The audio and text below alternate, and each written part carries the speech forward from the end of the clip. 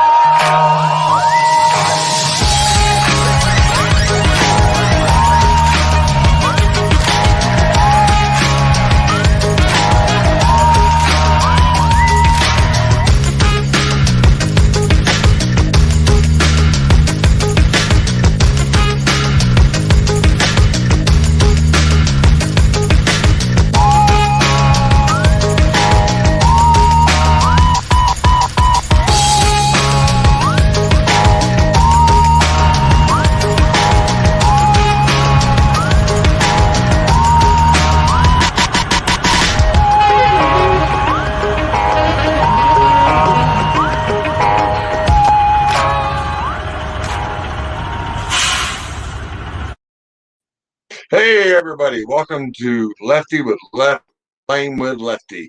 Hey, just wanted to get on here tonight. We're going to be talking about a few things that's been going on. I want to sit there and thank every one of you veterans. I'm going to have a couple of veterans on tonight. One is actually a Navy veteran. I got another one that's a dual veteran. I want to say thank you and greatly appreciate your services to this great country that we do have, that we do call our home. I want to thank every one of you veterans out there driving and spending your time out there working, knowing that you could be at home, but you got a job to do, and we greatly appreciate it, because if it wasn't for you guys, we wouldn't have the food on our table, the clothes on our back, or the stuff that we have in our homes. So I want to say thank you, and I greatly, greatly appreciate everything y'all are doing out here. And just in case no one else says it, we do over here at Left Lane with Lefty. We appreciate and we salute every one of you drivers. Tonight, we're going to get on here. We're going to be talking about some things that are going on in the industry. I've even gotten some word, there's some stuff going on in Illinois. Y'all need to start watching your trailers. The police departments are running out there, sitting there saying that they've been having some theft going on. You might be able to find some of that over in CDL Life. You may find it in some other places. It's just things that's going on. I've gotten people that have contacted me on other things that's going on, guys with truck breakdowns, stuff that's going on with just everything you can think of that's going on in the industry. I mean, got drivers that are losing tires and hubs off of trailers. We got stuff that's going on with some truck accidents that we're going to be talking about later on. We also have other stuff that's going on that we're going to be coming out, and this is going to be drivers letting drivers know what's going on and what needs to be paying attention to what's going on out there. And I'm just sitting there letting y'all know this is what we need to come to, because this is driver driven. And I'm not trying to copy anybody, but this is driver driven. These are real drivers. These are real drivers talking. It's not just me reading the script, because I mean, I could, but I'm not, because that don't make it authentic. It's authentic when you got drivers speaking from the mouth out here on the road. And that's why I'm making it authentic. So let me get the show on the road. I'm going to bring in a couple people. My first guest will be Mr. Dennis Hicks. We call Dennis the Menace. How you doing, sir? Excellent, sir. How are you? I'm doing good, sir, and I want to salute you and thank you for your services. I hear you are Thank. dual military service. Yes, I was a confused soul. I did 4.5 years Army and 5 years Navy. Wow. You enjoy Yeah. yourself doing that? Oh yeah. Oh yeah. I enjoyed both services. I still prefer Army over Navy. Army had a lot more camaraderie. The Navy was a lot more like a union. Not really a fan of unions. Yeah. So I don't think any of there us there were was fans of unions. there was a lot more brotherhood and camaraderie in the Army. Army and Mhm. Marines are very much alike that way. Um, I think the Navy, although you do have to work as a team, all your Mhm. successes are more individual based instead of unit based. Nice. Yeah, I mean, I agree with you. You know, there's things out there. I got family that's in Marines. I got two of them that are Marines. I got a niece that is now an ex former Army MP. Now she works for the U.S. Marshal Service. So yeah, I really try not to piss her off. Yeah, But I don't want to meet her. no, no, no, no. She can handle her own. I put it to you that way. But Right. yeah, I wanted to let you know I greatly appreciate your services, and I know if no one else says it this weekend, this is Memorial Weekend, and if it wasn't for you guys doing what you've done and what you've been through, we wouldn't have this to enjoy ourselves to celebrate it. But it's more of a celebration to you guys because you guys put in the hours and the time and dedicated and gave up your freedom to defend our freedom. Yes, but we were also blessed enough to be able to enjoy Memorial Day weekend today instead of all the ones that never did get to come home. Those are the That's true. ones that this, that's where the celebration really needs to be. It's not for us that are alive to talk about it now. It's for the ones that aren't That didn't fortunate make it enough home. to be here. Yeah, Exactly. yeah, That's what it's really about. yeah. It's for those that sacrificed for us to be here. That's Exactly. I couldn't have said it any better than what you did, and I greatly appreciate you coming in and taking the invite because I know you were a vet, and I know I'm waiting on someone else to pop in. He hasn't come in yet. I know he's busy trying to hammer down the road because he's trying to make his money and make his ends meet too, just like the rest of everybody that's on the panel right now. And if anybody wants to join in and come in on the panel, I got to I have put it out there. If not, I will send the link out. If someone else could grab the link out of one of the chats and please send it out for me into the groups and out in there so anybody can join it and talk about what we got going on. Mr. Donald Tillis, how you doing, sir? Long time no see. I better say my highs. How you doing, Mr. Glenn? Thank you for Glenn's telling you. Thank you for your services. Much respect to you and all who served and who all are still serving. Yes, sir. Definitely, Thank definitely. you, Glenn. Let's see. Mr. Michael, one of my one cousin's in the Air Force, two are in the Army, and me, if I could, pass the physical. Don't worry about it. You passed it because you're a truck driver. You're doing your part. You're just keeping us going here. My Hey. son wanted to go in, and he ended up not being able to go in because of flat Mm-hmm. foot and asthma. So, Ooh. Yeah. he was ready, but the army wouldn't take him. So, Well, that sucks. That but does I was suck. proud of him for. I mean, he dedicated his entire high school to preparing for it, and then found out later that he couldn't pass. Yeah. Hey, Well, good morning or good evening, there's I Miss should B. say, because usually I see her every morning, and usually Right. she's in there doing her videos.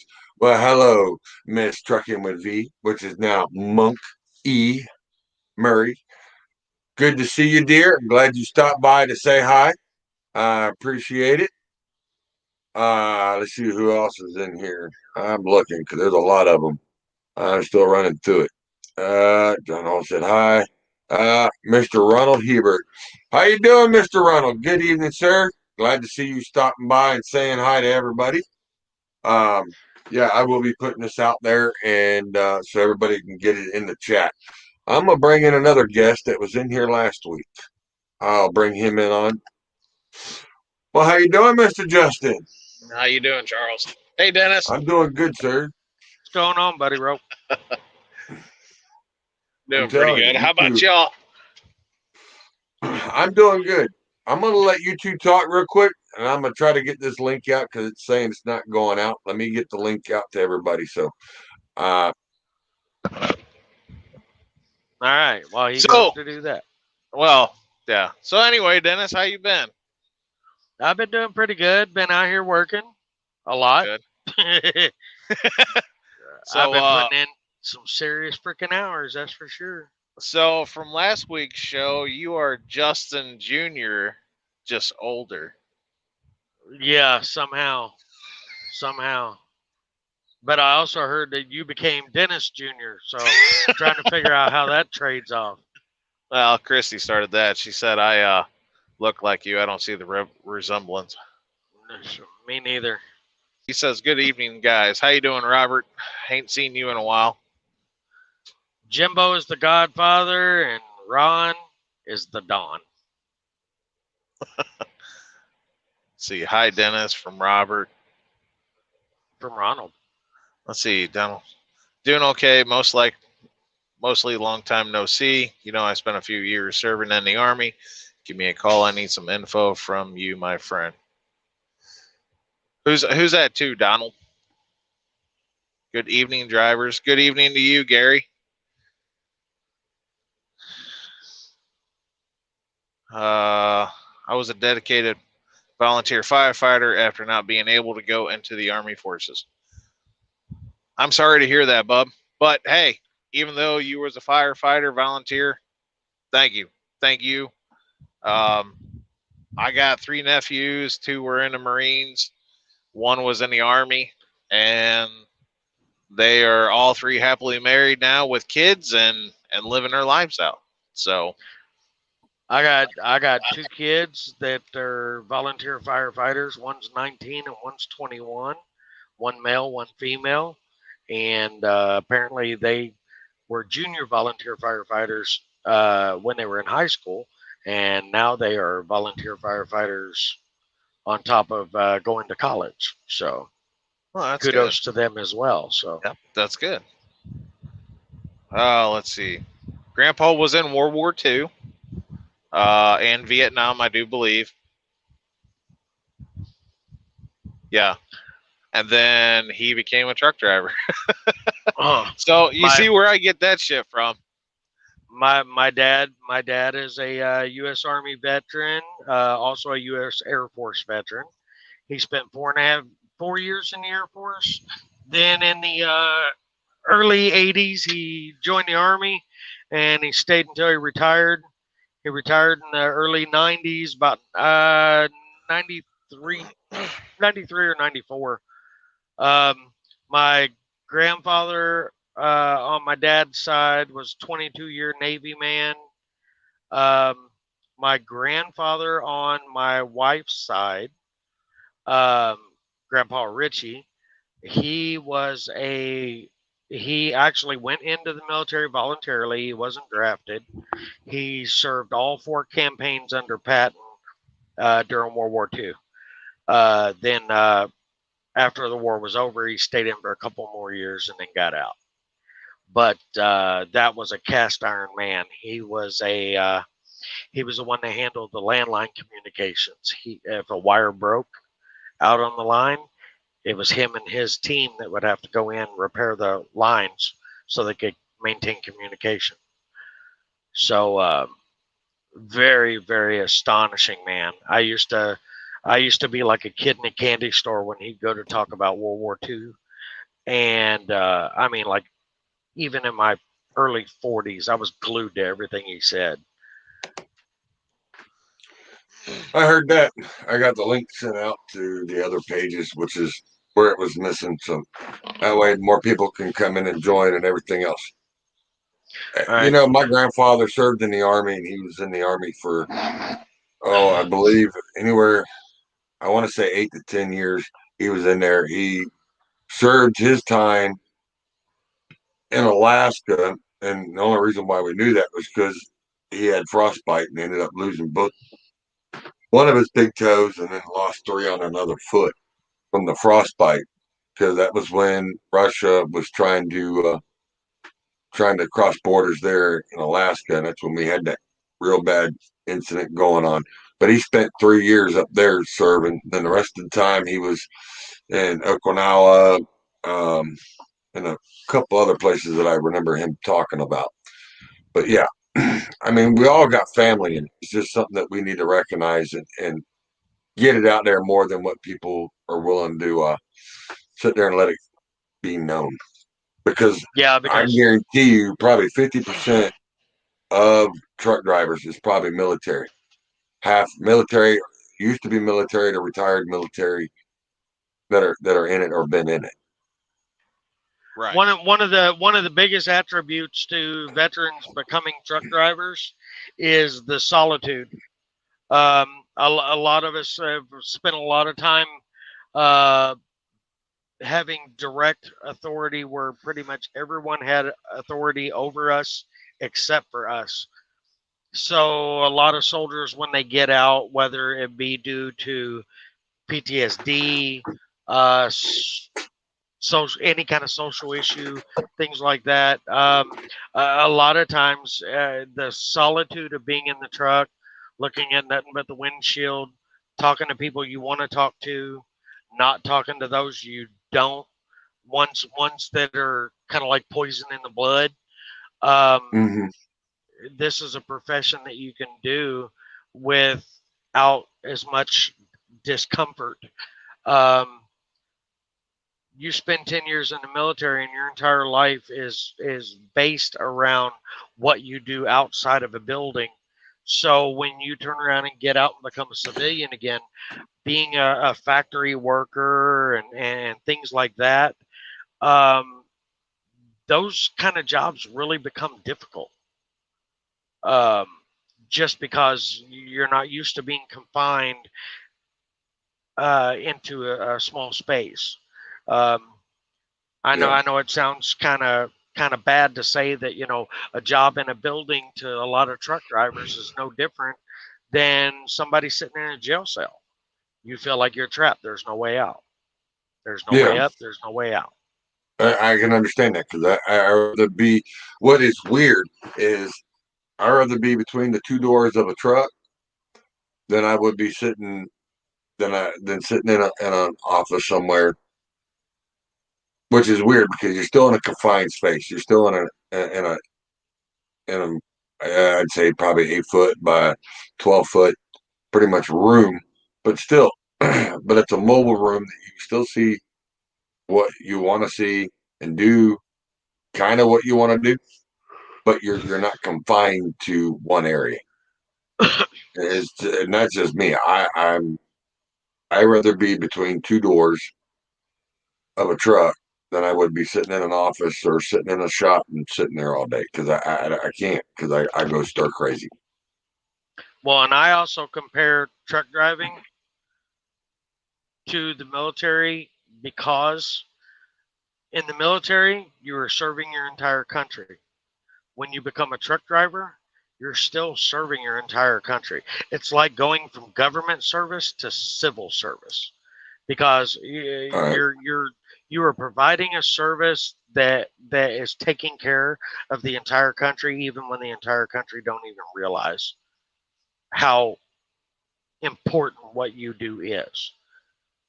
For every driver that is dedicated to accomplishing the mission, our mission is to provide the people with the goods and services that they purchase. Yeah. Read Ed, Justin. Read that comment from Ronald. It I like says it. it's a moving room, not sitting still, and it Yes, is. it It is, is. and I like that, because I mean it really is. You're I don't know. It's a whole thing of freedom, but you're you're still feeling you're safe and comfort in one spot, but you're freely moving and going wherever from one state to another, trying to provide a service and do what you can for your country, even though you're not in the military, but you're still doing something for the country. Yep. Right. Yep. I still love doing exactly what I'm doing now, just as much as the first day that I got my CDL. And And I agree with that comment right there too. Very few people have that feeling. You know, a lot of people, when I first got into it, it was a job. It was literally going to be a way for me to earn a paycheck. We were living in an area that, you know, there was very few jobs. There was way too many people. So, you know, if you turn around and made one bad move, you could turn around and lose your job just as fast as you got hired. And so when I originally went into trucking, it was just a job. That's all it was. Yeah. I got that CDL, and it changed as fast as I mean, the very first day that I got out there all by myself, I was like, this is it. This is what it's about. Mm-hmm. And it took very, very short time for me to realize that, you know, this is a job that whether I change companies or not, I could be in this profession the rest of my life and never had to worry about whether I had a job. And then be able to somebody enjoy yourself. And then somebody gave me the reality check by starting to try to develop the autonomous truck. Now I don't feel quite so confident, but it's going to take them a while to be able to replace everybody. I like Michael's comment. Still love trucking has never been about the paycheck for him. Awesome. For me, it started out that way. Yeah. Oh, well, you got a family and what, 20 kids? Just 7. Just 7. Oh, just 7. Oh, only 7? Choke me up. I figured I'd throw that one in there because we'll keep that number low, damn it. I thought you liked it. 7 is plenty. Oh, that's the my magic wife, number, it's is it? Probably a little too much. I heard that. Well, I'm gonna see if someone else is ready, and I'm gonna bring them in real quick. Here we go. Drum roll. What's up, Mr. It's Kelly. That's Hater Made Jr. That's Hater Made Jr. right there. That's right. Hater Made Jr. right there rolling around. You know what? Before Kelly starts, this is really, really funny because we are all 3 in the same company. Yeah, I mean, it really is, too. All 3 of you all work for Valley. Yeah. Yeah. Unfortunately. Oh, wow. Really? Can't win them all. He can fix that for you. Hey, do what you got to do. Is that your $6,000 hat? Yes. Yeah. Oh, would you like to explain your $6,000 Peterbilt hat? $800 hat. Well, explain it. $800 hat. Ain't that just so nice of Peterbilt to give me a hat after I spent $6,800 freaking dollars on a fuel pump? Oh, so you had to replace a fuel pump, did we? Yeah. Wow. We don't talk about that. Hey, them Peter cars, I'm telling you. Should have bought you a damn Volvo, I told you. Let's just say I thought I was going to need bail money yesterday. I can see that, too. Why you got to put that cuss word in there? What? He said Volvo. Well, I mean, yeah, he drives a Volvo, don't you know? Until he just ain't got the logo on there. Until he washes it. Yeah, and when I wash it, it turns into a Peterbilt. Yeah, it's that new transparency thing, Yeah, that they've been talking about. Glenn, when mine and Glenn's trucks are dirty, there's logos. But when watch them and turn. Have you not noticed that, Dennis? You know, it's that Cinderella midnight thing. Oh, okay. Yeah. So in other words, you're driving a pumpkin truck. Yeah, Wow. something like that, but it's just not orange. That's Okay. why their Yeah. trucks are always Peterbilts, because they don't ever do anything, Dennis. Oh, okay. Fair enough. Trucks don't ever get dirty. Mine doesn't. least I Mine can- just hey. changed shades. At least I Yeah, can his drive just changes colors. one. At least I Yeah, can mine drive just one changes 100 miles a shades. day. Do what, Kelly? You see what I can drive Ronald 100 said about you, miles. Kelly? Did you see what Mr. Ronald said? I ain't got nothing done this week. You ain't got nothing in because you know it. He got Hey, look at there. he got a Leave bunch my of Well, parking look at lot there. time. Leave my Look at house this. We got Tuesday Flo morning. Rider in here today. Yep. Left Well, the how you house doing, Tuesday, Mr. Flo? Got to Birmingham. Got to 459, lost oil pressure. Hit the shoulder. Wow. Checked everything. Everything's good. Get about 5 miles down the road on 459. Oil pressure went bye-bye again. Shoulder I went. Oil filter. Changed right on the side of the road. Poured the oil out in an empty jug. Cut the filter open. Bottom of the filter was collapsed. Okay, we're good now. Get about 15 miles up the road. Check engine light comes on. Connect service Wow. tool. I'm getting passed by prime trucks, and I ain't got but 15,000 pounds in the well. And I'm on the floorboard with it. Get stopped. Pull the codes. 559 code. Fuel system. Death Change code. filters. Change filters. A what? 559 death code. Look at it. He got that's a squirreled death that code, quick. Yeah. So get that done. Still acting up. I make it to Knoxville. Having some issue with my trailer. Once again, about every 3 months. Get that fixed. Make it to Knoxville. Pull in the Peterbilt store. Run a diag on it. Change the filters once again. Truck's running perfect. No codes, no nothing. Running like a top. I get to the Davy Crockett, get off the Davy Crockett exit. We back to square one again. Turn around, drive back to Peterbilt. Get up the next morning. They do a 5-hour diagnostic on the truck. It's a 5-hour process, 5 steps, 1 hour per step. Everything came back about midway. Where we didn't want it to come back, because we thought it might have been the regulator or something blocking the fuel line causing this issue. All that looked good. Mm-hmm. Last step, check the fuel pump. Did the pressure test, printed it out, come back. Big old gray line across the schematics. Everything up here, good. Everything down here, good. Here, no good. Fuel pump, bye-bye. Pull the head off the fuel pump, order the fuel pump, pull the head off of it.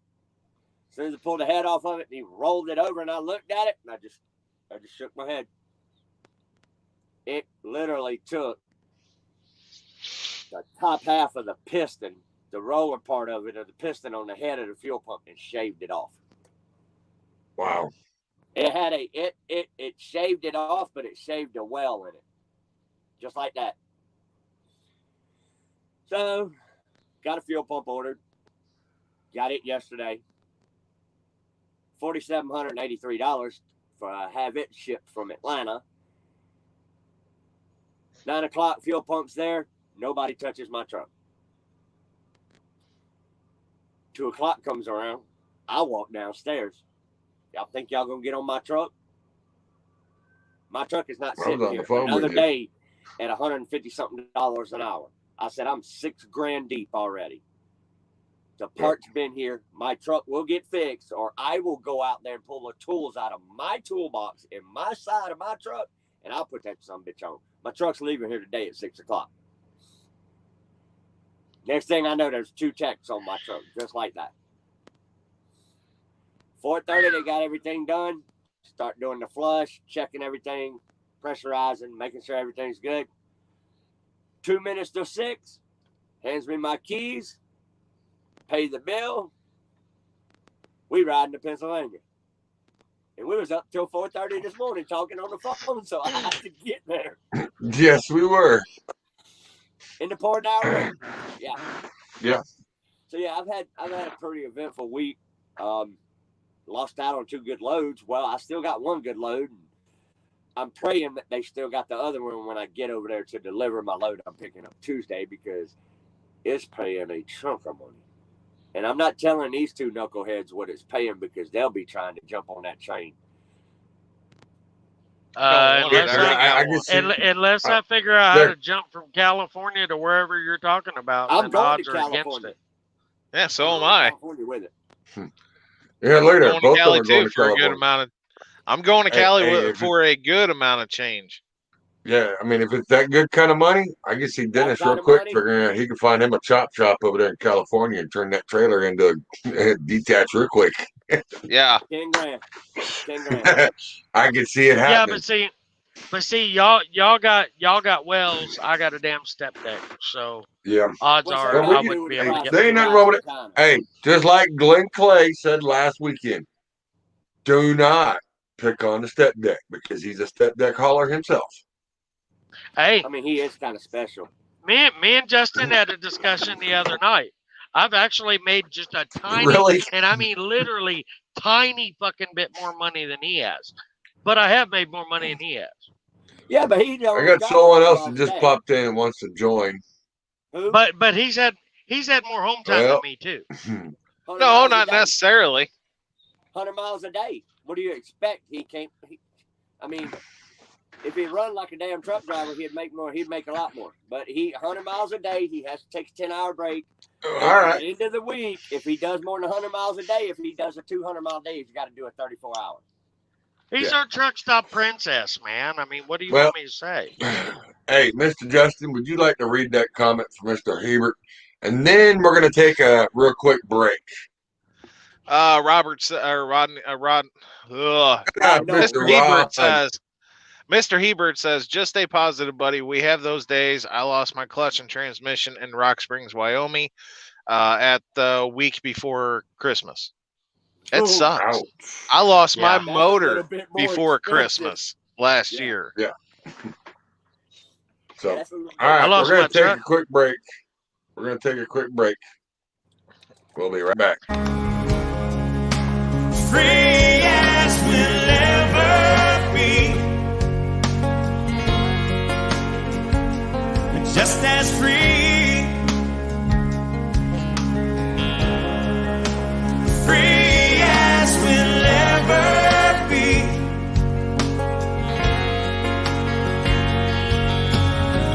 I live my life like a cowboy, riding from town to town. I've been as high as an eagle flies, I've been up. Well, hello. Now we got a full crew in here. Scotty Too Hotty. What's up, fellas? He popped in to say hi. I've been listening. I've been in the backstage listening to y'all rumble. I hear you. We can't help it. You forgot to sit there and put your hearing aids in. We know. Hey, it's been in. I've been hearing everything y'all been saying. Hey, he's working this time. We ain't got to worry about plugging him in. Whoa. What is, why does that say 9:39 and it's 8:39 in your time, Scott? Why are you still awake? It's past your bedtime, old man. Oh, whatever. So how you been doing, Scott? Something with your granddaddy. Hey, my granddaddy. Y'all ain't right. So how you been doing, Mr. Scott? Been enjoying myself and relaxing. Had a busy week? Too busy. Too busy? You too busy?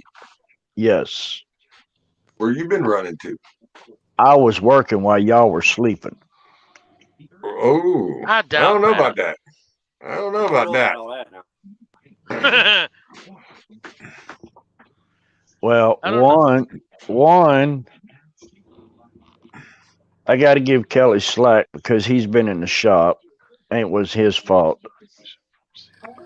2, Dennis has been doing pretty good.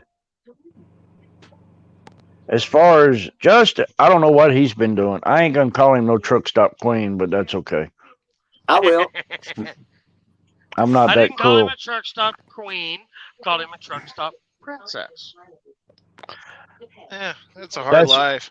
Justin, ain't that the same Yeah, thing? this is- You gotta have somebody do those big jobs. Might as well be me. Yeah, but Justin, princess and queen are about the same, correct? Damn near, yeah. Okay. Thank you, buddy. Appreciate it. Well, there's head bits Now- and there's little bits, but that's sad. Now, Well, you know now- what you were saying. What you were saying, I'm going to get back to it real quick. Sorry about that, Yeah. Scott. But Ron sat there and put on there. He said 16,000 is what he had to what it cost him to fly a transmission up to Seattle when his clutch went out. 16 grand. From Seattle to Wyoming. That is pretty rough. Yeah. Yeah, from Seattle out there. Yeah. When I lost my transmission last year, granted, 7,500 of it was under warranty, but the total bill was 12,000 something. Yeah, I remember that. Yeah. Well, I mean, now, look, Justin, when Justin lost his motor last year, if he would have done it in Texas or somewhere, what was it going to cost you, Justin? 30? Well, at that point it was just a head gasket and it was gonna cost me about $6,000. But driving it home, the 34 or 3,600 miles, it ended up costing me 15. But I also added an air compressor and oil coolers too. You changed turbo out?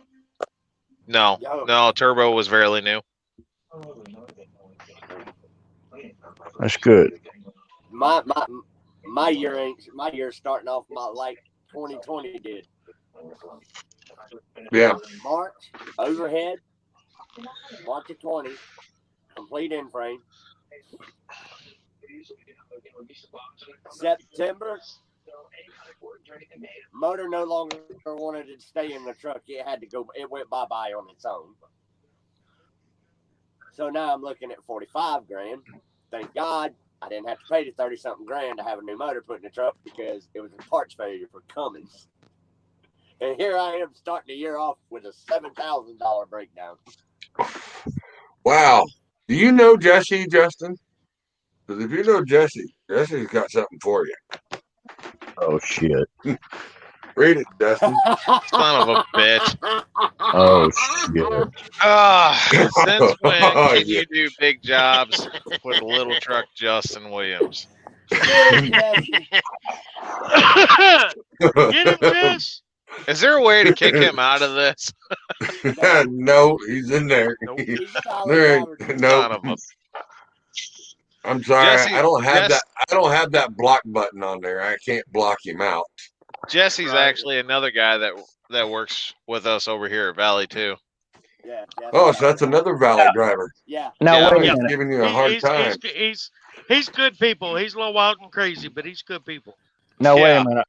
I got a question I need to ask. Since What's us that? 5 amigos are on here, there's 3 amigos on here that said it. Justin, I want to ask you a question. I want you to be honest with me, please. What's that? We know you're old. Shut up, Kelly. Is it true? Is it true that you're a truck stop junkie? No. Well, Why you lying to that? Why you lying to your granddaddy like that? Okay, for one, what classifies a truck stop junkie? Hold on a stop at minute. every truck stop. No. No. Sees more That's- truck stops than he does yardsticks on the road. No. I don't No. know. He's been doing pretty good here lately. Well, yeah, because you can only go broke for so long. After a while, you got to Shit. get up and go to work. Shit. Wow. Hey, I'm always right, broke, now, even when I have okay. a good week. All right, Jesse's now had hold a on. bad year too, y'all. Jesse's had a Okay. bad year with his truck too. Okay, Yeah. and I want to straighten something out here. In picking on Justin, when Justin first started out, the very first freaking load out of the gate when he came over to this company Yeah. was a combine, if I remember right, and it was a big old combine. It was first time hauling it. It's a baby They sent him through every possible worst scenario that you would normally have, everything from winter weather, shutdowns, everything else. I mean, his first load, he had no choice but to hit truck stops because, well, more roads were shut down than they were open. So, he really got screwed right out the gate. So that's why we pick on him, call him Truck Stop Princess. It's just because he got screwed right out of the gate. So what are you saying? That's all he does now, Dennis? That's all we accuse him of. I don't know See, what he Justin, really does. you see what I'm talking about? It's the same shit, just another day. but at least I'm man enough to admit it. Yeah. Hey, that I'm first a- Well, load. him and Justin both had that same problem because they both got stuck at the bunkhouse for 3 weeks, waiting on them to God. figure out which one could pee clean. I guess. Yeah. And I tell you this right now. Dennis and two other guys were all over the lady that was doing our drug test. I'm like, fuck it, I don't care. I'll get out there eventually. Yeah, he was like, I could care less. I'm like, y'all motherfuckers, pardon my language, y'all need to realize I got to go to work. I can't be doing this. I was like, this sitting in a bunkhouse crap ain't working. No, I was Justin. I was far too broke to be sitting in a bunkhouse waiting for a drug screen. Justin was playing taxi cab, wasn't he? Damn near. Quite a bit. He did. Stuck. Yeah, he did drive the van more than any of the rest of us. And I paid a lot of fucking fuel too.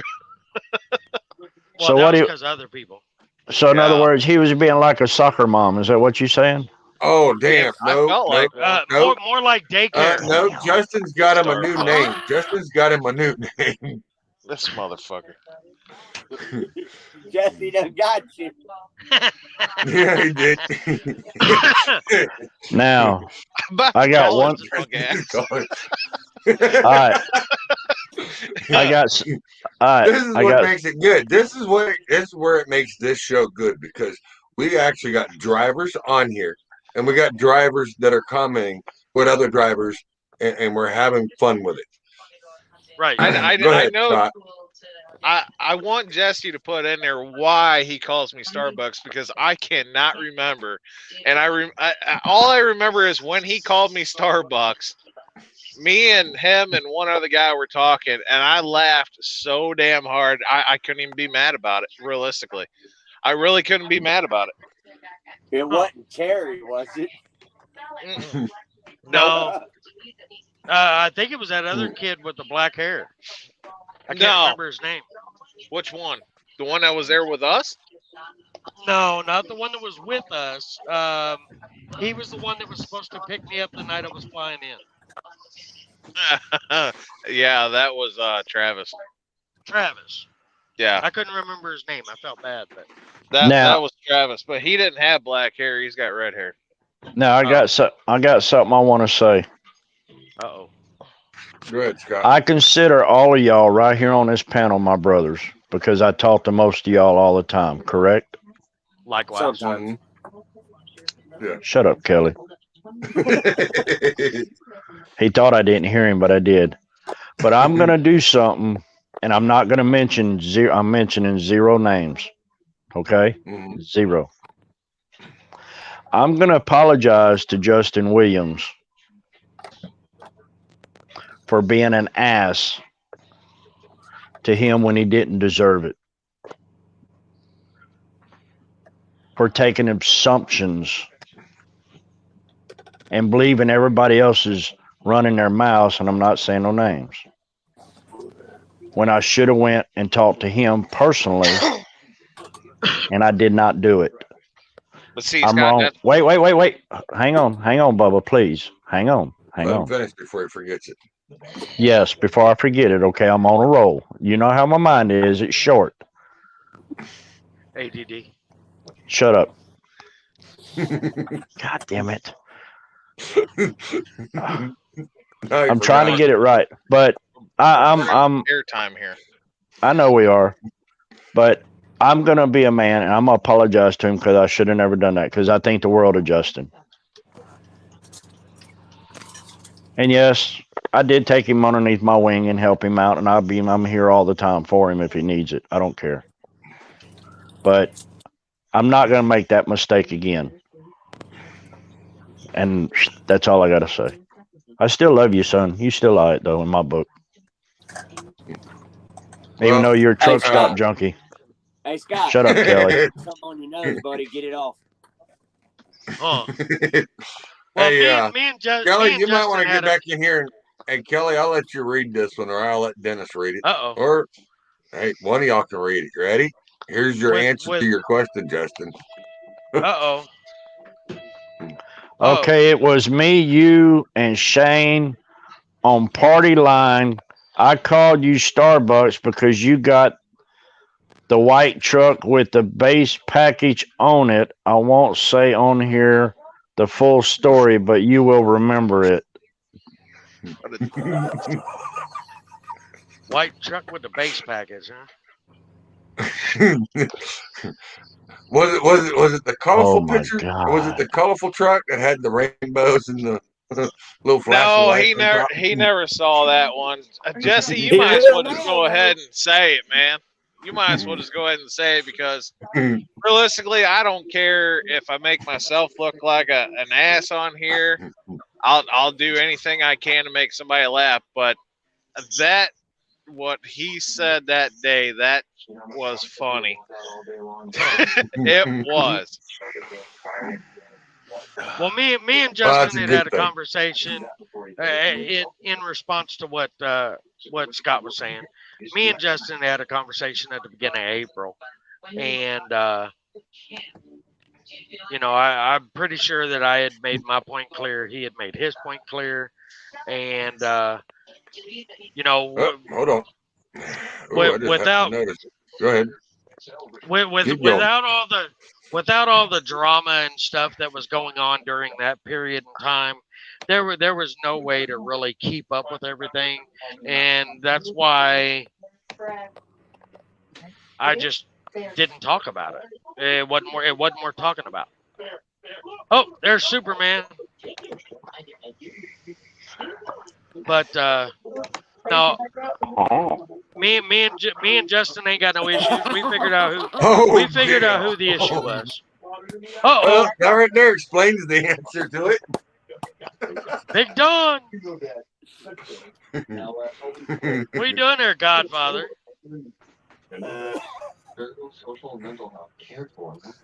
What's up there, Mr. Jim? You want me to call Terry? What's going on, You want me to get Terry in here, Justin? No, leave Terry out of this, God. Yes, please leave Terry out of this. Well, look at there. We also have Mr. Flo. How you doing, Mr. Flo? Man, you look totally different from what you looked like the last time we seen you. Man, where moved out the bush? Where'd the beard go? That's what I'm saying. I saw a picture. I saw a picture of him with his son on Facebook, and I was like, "Who's the dude without the beard?" Because I swear to God, I did not realize it was him. I really did not realize it was you, Flo. The snow melted, and I came below that 20th degree line where we have to run logbooks, so I took the beard off. Ah, shit. I hear you. So, how's everybody been? Jim? It does look funny without beard. Mr. Jim? Yeah. Mr. Jim, Ron says, hey, Big Jim, how are the wedding plans coming along? Ronald's going to put you on the spot. And we did not set him up for this one, I swear. No. Yeah, you did. No, we didn't. Yeah, you did. That's another guy that lives a little too far north. He's sharp. I Gotta will stay say one thing sharp, about what we'll you guys die. talked about with the fuel pump there. When I first got this truck 2 years ago, Kelly, your bill was on $6,800. My bill turned to $17,000 Yeah, for but the you had some more issues. problem. You had more issues than I did. No, sir, did not. When my fuel pump went down, that cylinder, like where you're saying yours broke on top, the round cylinder on top of the piston, mine shaved Yeah. and locked up into the head, and the Oh. shavings went into my fuel pump, into the bottom part of the engine through the oil system, and we found it in the oil can, Oh. oil filter.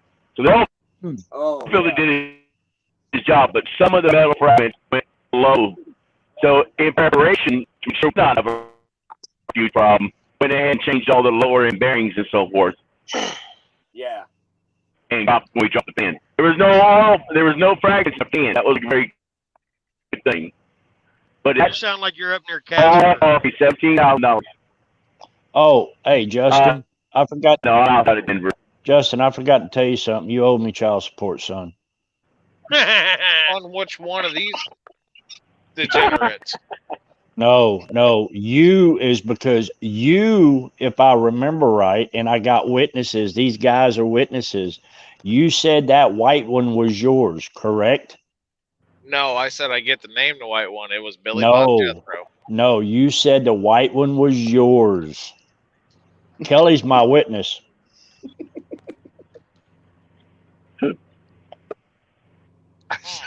Am I right or wrong, Kelly? I'm pulling a Scott, short timers over here, I don't remember that. My question is, did the white one have Justin's face? I'm gonna leave that one alone.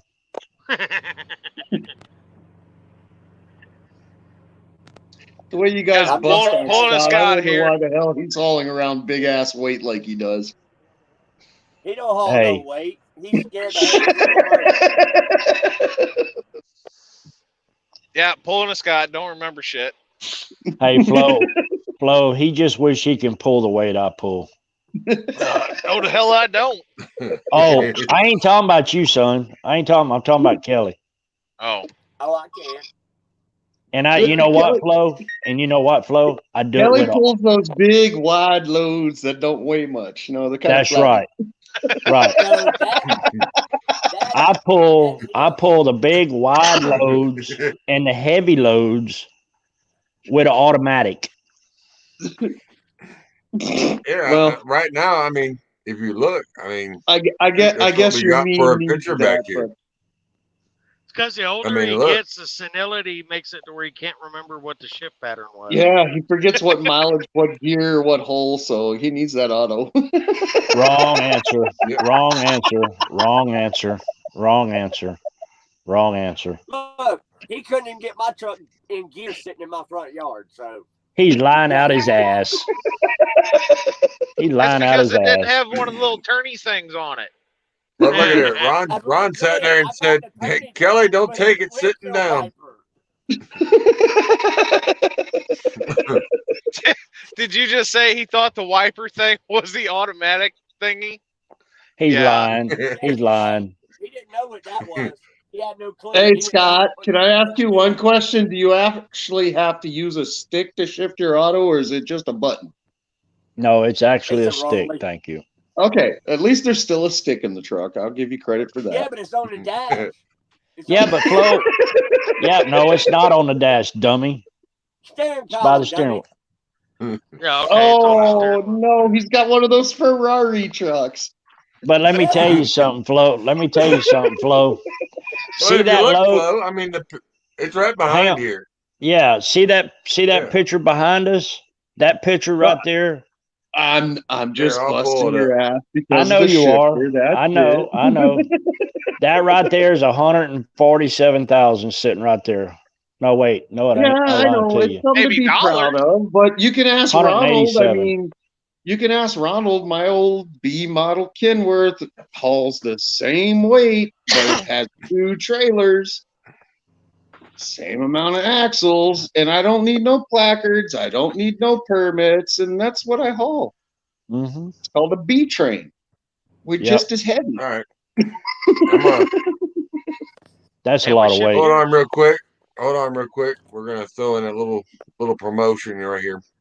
Hang on, gentlemen. BK This pilot right here is cars. B&K Pilot Cars out of Irwin, Tennessee. They are state certified. They are licensed and certified in all 48 states.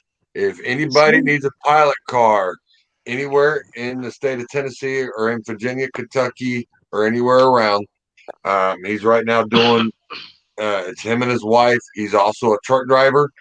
So if you all do need a pilot car and you're in the area, you need one, give them a call. Their phone number is 423 220 9726 or 423 220 0758. Give them a call. They're good people. He's also a truck driver. His wife is the pilot car. She runs that part of the business.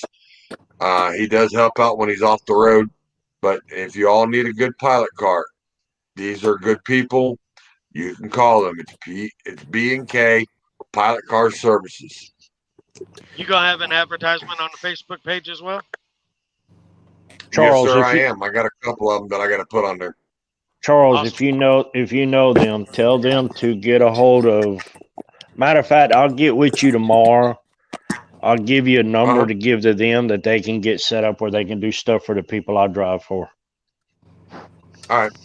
Not I was gonna say y'all do have somebody in Tennessee, don't you, Scott? Yeah. There's one guy in Tennessee. I'll have to go back through my pictures. Oh, I can't remember when this was. When I broke my neck on my trailer. Told the pilot yeah. car I got off at the 92. Told the pilot car to come around me on my right. Go up there 100 yards where them trucks and everybody coming out. Turn to left and block that road so I can get in there. Okay. I watched him come around in my van. As soon as he got midways, the middle of his van at the end of my hood, he just turned left right in front of me. And I just pushed him sideways. Mm, Yeah. Yeah. I was man. not Not a the happy sharp, camper. not the sharpest tool in the shed. And you know what his excuse was? I didn't see you. No, I thought I cleared you. Thought I cleared you. Wow. Nice. So yeah, Well, it was wild. But I'll remember that and I'll have to give it to y'all. Don't use them. since we're on this, I got something. Someone on the panel here sent me a nice little prized possession, and it's I'd say it's about as old as Scott, but I think Scott would have fun driving this too. Yeah. Then after I I show you doubt the that. picture, I'd like I someone. doubt that he I was. like. I doubt that he was driving freaking mammoths up the pyramid walls. Well, that might be true. That might be true. That just might be true. But that was I'm gonna better show than what you. I thought of. So I'm gonna show you this one of a kind, and it is a one of a kind, only one built. And then I'll let this person go ahead and explain a little more about it. But I do appreciate the pictures and the stuff. It will be on the page. Oh, the old Mac. All right. Yep. This is I a saw that one today. of. This is a one of one. It was originally made to compete against the Streamliner for the Greyhound bus line account back in 1957. The bus has changed hands 5 or 6 times since 61. Damn. Frank Gonzalez is now the owner. I had the privilege of meeting him. I met him at a truck stop out here in fact, in Arizona. No, I apologize. It wasn't in Arizona. It was just east of El Paso. And it was just this little bitty truck stop. I stopped there to get a meal, and they pulled in, and I met him and his wife, and wonderful people to talk to. They actually recently got that bus. Some of the pictures that I had sent to Charles, one of the things that caught my attention the most is back in '57 when Mack designed that bus. They designed it with the extreme rear wheel transmission that in order to keep it cool, they built well tails on the back of this bus to allow extra room for cooling to keep the motor and the transmission cool. Sweet. It was made with all leather seating from the driver all the way to the tail. All the seats were leather. It had crushed velour interior down the sidewalls. Beautiful, beautiful bus. But I just thought it was really awesome to see a bus like that. And it still has all the Greyhound badging on it. And it's a one of one. It goes to a lot of museum shows all over the country. Here, I'll show you the backing of it. There you go. And so they well-tailed it to allow extra room for cooling. Huh, that's pretty cool. The way that it is right now is exactly the way it was built. It has not been modified. It's all original. It is all original. Even the paint? Right. Yes, even the paint. The paint is the original paint. It was never repainted. It was that well kept. It was only in service for 2 years to compete against a Streamliner. Streamliner actually won the account. Right now, as we speak, he is out on I-10 somewhere east of Fort Stockton. I bet they only won the account because they kind of dulled down the quality. Well, they definitely Greyhound was known for dulling down the quality, that's for sure. Yeah, that's what I mean. So, like Greyhound's bus there, the Streamliner was cheaper to buy, so it was easier to pick up a fleet. Right, and Mack made a very, very beautiful bus, and they did go on to make many, many buses, and at one point in time they did have the account for Greyhound for several years before other companies started making buses.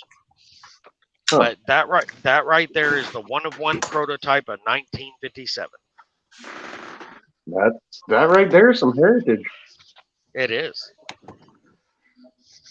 And, you know, and Left Lane with Lefty was lucky enough to get the footage and the rights to be able to produce a segment on it. I'm going in tomorrow.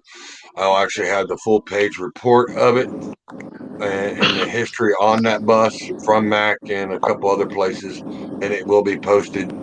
It will be posted on the group page and on the main page itself. So that was really nice, and I really do greatly appreciate that, Dennis. You actually, you know, looking out for us and actually putting it on there. And if any drivers out there want to bring or send anything and they come across something, send it to me. I have no problems putting it on there. I mean, it's just like I had this guy send me this one. And I mean, this is a gorgeous Peterbilt. I mean, it really is. But here, I'll show you this one. There's money into that. That's a nice class show work truck. Oh, that is. I'll try to figure out the chrome fenders on it too. The only thing I don't like about the chrome fenders is if you get so much as the wrong little nip on them, it's I'm getting noise from somebody. Which one we're getting noise from? Charles, sounds like highway noise. Charles, send me a link later there so I can send you a picture. I found an '86 Peterbilt in North Carolina the other day, completely redone. Beautiful, beautiful truck. I only got one or two pictures of it. Man, I didn't like the color so much, but you know that's just taste. But yeah, I mean, man, the guy did a good job with that old flat top. Oh, what a beautiful truck! Yeah, all right, y'all. Hey, it is beautiful. I'm fixing to get off of here. Y'all Smart ass. You ain't going Hey, yet. Scott, What? Scott, you're gonna have to give us a secret about the pyramids one day. All right, I will one day. Let me think about it. Hey, you're talking about the pyramids. We want to know what really went on in Area 51 because I think he created it. Oh, that came after. That was Oh, after. did it? If we figure that out was the pyramids, we'll understand 51. Hey, But- hey, Scott, please tell Miss Karen we said hello as well. Everybody says Yeah. hello, baby. She said hello. See y'all. That's it right there. Wait, damn it, where'd it go? There it is. Yep. What are you doing? Oh, yeah, there it is. Navy. And thank you, Yep. Scott. 8 years. There's that old Squidwork. Yep. Yep. And we were better than the Army, so don't let somebody feed y'all a bunch of shit. Well, you guys were all better than the Air Force. My brother's crazy. So, but anyway, y'all have a good one. Justin, Yes, give me sir, a call Mr. tomorrow Scott. if you You don't have a mind, good please, night. sir. He might think about it. If he, only thing is, his phone does not do the rodeo dial anymore. He's got a touch tone. I don't know if you can understand it. Maybe pick it up. It's a He little ain't got a odd. rotary The phone no more. numbers, they don't seem in order, but I think you figure it out. Y'all are a bunch of smartasses tonight. We love you, Scott. Only when I'm awake. Oh, did you want him back? Oh, here you go. There he is. Y'all be good. God bless y'all, man. All right, Yeah. man. What? Love Have you, a good Scott. night. Don't trip over the gate when you go to the bed. Shut up, Kelly. We just put that up there for you. Oh, Justin, give me a I holler know, tomorrow. I know you got to keep. Yep. Hey, you're right, there, Mr. Scott. You got to keep the goats out of the house. You know. I ain't got goats and I ain't got cows. No, you had Well, one you do visit if you for got 3 Kelly days. in the house. Well, you know what? Goat Wait a teeth. minute. You do got a point. I did have one. Mhm. He was here for 3 days. Kelly. Yeah. He's like a goat. Yeah, He does. You cannot argue that one, Kelly. No. Hey, I eat know like some a truck freaking drivers goat. up here that know how to cook that. Dude, that's all he done the whole time. He ate the whole time he was here. He did. Yeah. That's You true. swear He had a slept 1 or tapeworm 2 that got hours. bigger. Yeah. All right, y'all be good, fellas. All right, now. All right. Night, Scott. Later, Scott. sir. You all have a good night. All right, y'all too. See you, Bye. sir. All righty. He's a crazy old fart, but I love him anyway. Yeah. He's going to give us Yeah, a secret he about is. the pyramids one day. He's going to. Oh, He where'd he really go? will. Oh, there he is. I just want to know how many years it took him to chisel the wheel.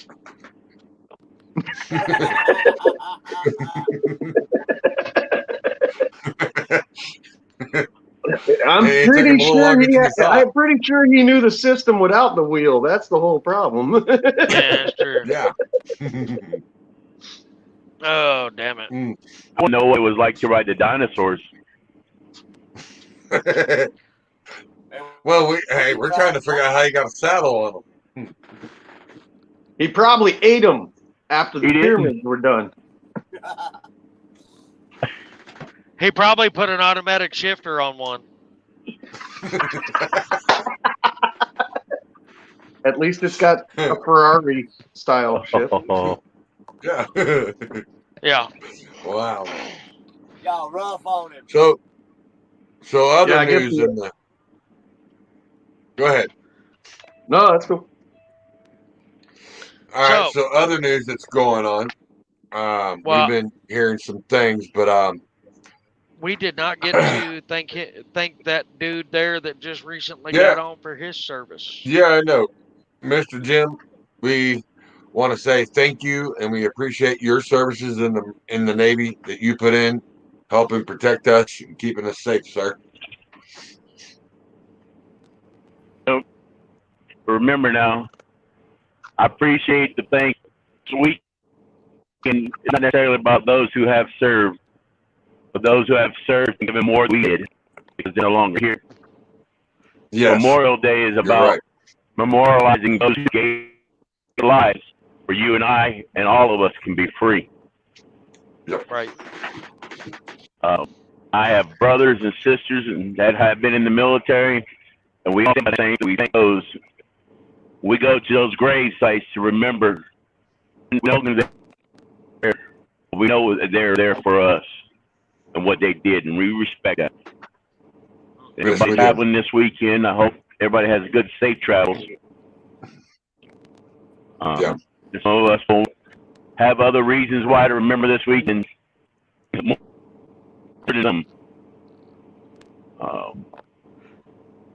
that, I'll bring up people need to be a little bit more paying attention on the roads. We're going to have a lot more vehicles on the roads if you are traveling. Most of us are shut down. I say about 300, 400 miles to go down. Yeah. I got home this evening there, and I drove from in a little section from 287 up 87 before 84. 12 four-wheelers on the side of the road with flat tires.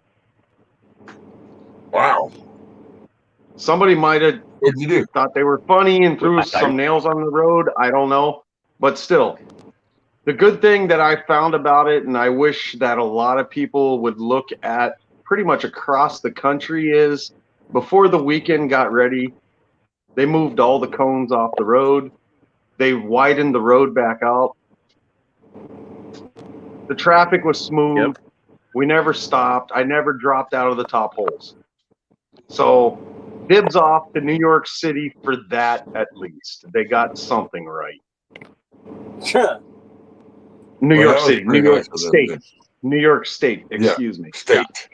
Not the city. Yeah, New York City. New York City, I don't know if they'll ever get shit right, but I mean, they're trying. Well, I'm living in Canada. I ain't allowed to bear arms, but I'm going to bear the truck with the King Corso, which is way bigger than a pit bull, and that's going to be my arms. There you go. I heard that. Yeah, but you ain't lying. King Corso. To normal Tuesday morning rush hour. Yeah. Normal? Normal's going to be 1,000 cones in construction with 2 guys holding 1 shovel. Half the people on the road are still, half the people on the road are still going to be trying to sober up from the day before. And they're going to be with their autopilot on their Teslas, texting. So, yeah. As soon as the holiday's over, guys, be ready, be aware. Don't rely on your CV, because nobody knows how to use it anymore because they're holding their damn telephone in their hands too. With their foot up on the dashboard. Yep. That left foot up on the dashboard, just like a 18-year-old girl riding around thinking nobody can see up her damn skirt. Yep. She's just trying to keep that thing aired out. That's all. No, that's not my point there. I don't understand this new I'm sitting in my living room driving thing. I really don't understand. You know, we do have women on here. You know that, right? That is fine. I still do not understand everybody riding up the damn highway with a foot up on the dash. If you're in the passenger seat, that's fine. You want to look good, you want to be sexy, you want to flirt, fine. You got the wheel in your hand, straighten up. Yeah. Put your damn feet on the floor. Thank you. All right, we're an hour and 14 minutes in. We're going to go ahead and take another little break. And let's go with this beauty right here. I caught this beauty the other day. This is a gorgeous truck.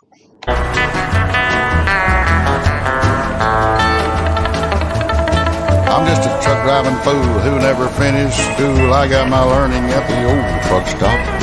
They said I won't amount to much when a gear shift and a clutch was the only education I got. I'm just an old blue-collar, semi-crazy road scholar. They tell me that I'm half insane, that I've been driving too long. I got diesel in my blood and 90-weight oil on my brain, 'cause I'm semi-crazy. Yeah, about I like the song. The song really fit. That tangerine orange was so gorgeous. I don't even like orange. It was even better in person. It definitely did not highlight its colors, but it was a gorgeous I get and jealous over I'm those just long. I get jealous over those big iron trucks there. I mean, I do the B train thing, so I got to follow length laws still. So my truck's kind of short, and it kind of makes me feel a little short. Right. yeah. Oh, Yeah, so but you mean it's your truck's like this one right here, huh?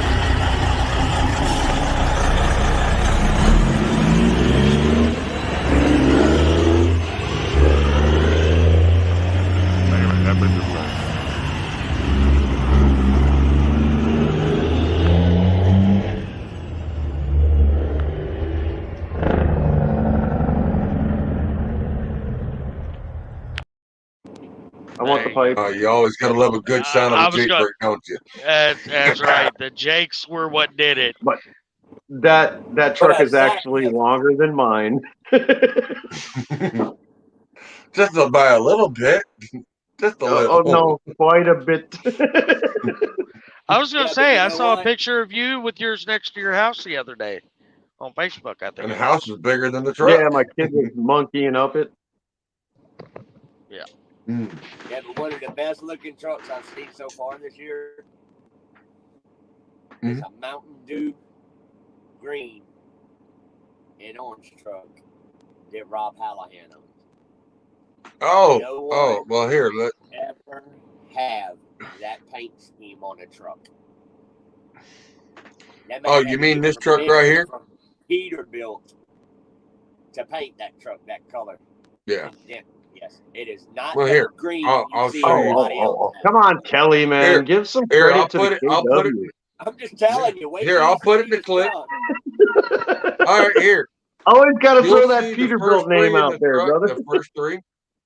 The first three in this video you're fixing to watch. It'll show it twice, but these three are all three that Rob had. One he still has, which is the new one, and the red one. But you'll see his white one in the middle. You'll notice which one it is. But we'll go ahead and play this clip, and you can actually see it. And he actually won it in Shine the Pines and got best show truck down there. So here you go.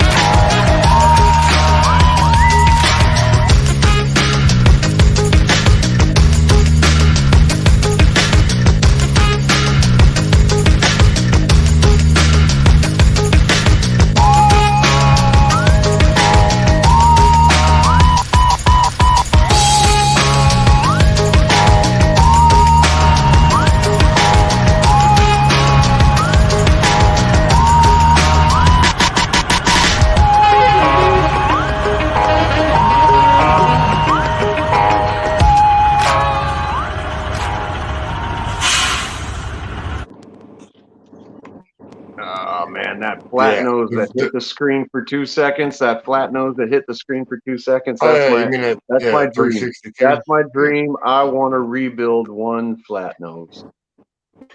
I Yeah, actually my wife seen that in thinks they're person. ugly, and I'm like, you don't understand. Yeah, Sucker, he has the that thing ugliness has a is the beauty, Dennis.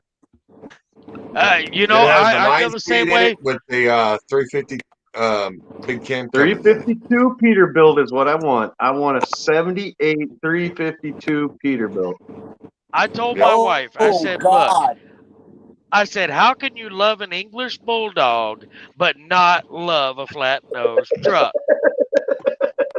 He It would just have. don't make no sense. Flo would have loved Brandon's old 352. Right? Oh, I saw Brandon's 52. It ain't his no more. Oh You no. gotta see what it looks like now. Oh, I want a Sold flat it. top 352, and I know you guys love the long frames. I want a 352 with the big tanks and the toolboxes. That's it. That's it. And I want Dennis, the freaking run it for a paint few minutes. job from the 70s. but I want to freaking pop the colors to today, Yeah. but still have that old school. Oh no, man, would I be happy? Double stacks, breathers, a headache rack. Shit, would I be happy? Oh yeah, yeah. I love a cab over. That 352 that Brandon sold, it's a good looking truck, and the guy that owns it has done a bunch of work to it in the inside, and it looks good. It looks damn good. Oh, that is like my show truck, dream truck right there. I got my old B model. I want her to look clean. I want her to look classy. I want her to be able to do all the work she can do. But Read that one, that Justin. you want to keep, the one you want to keep in the garage, that would be that old flat nose for me. Hey, Jesse. Justin, you want to read that one from Jesse? No, I think Kelly needs to. I'll read it, but you need to put my response up. I thought Kelly Richardson was a donkey.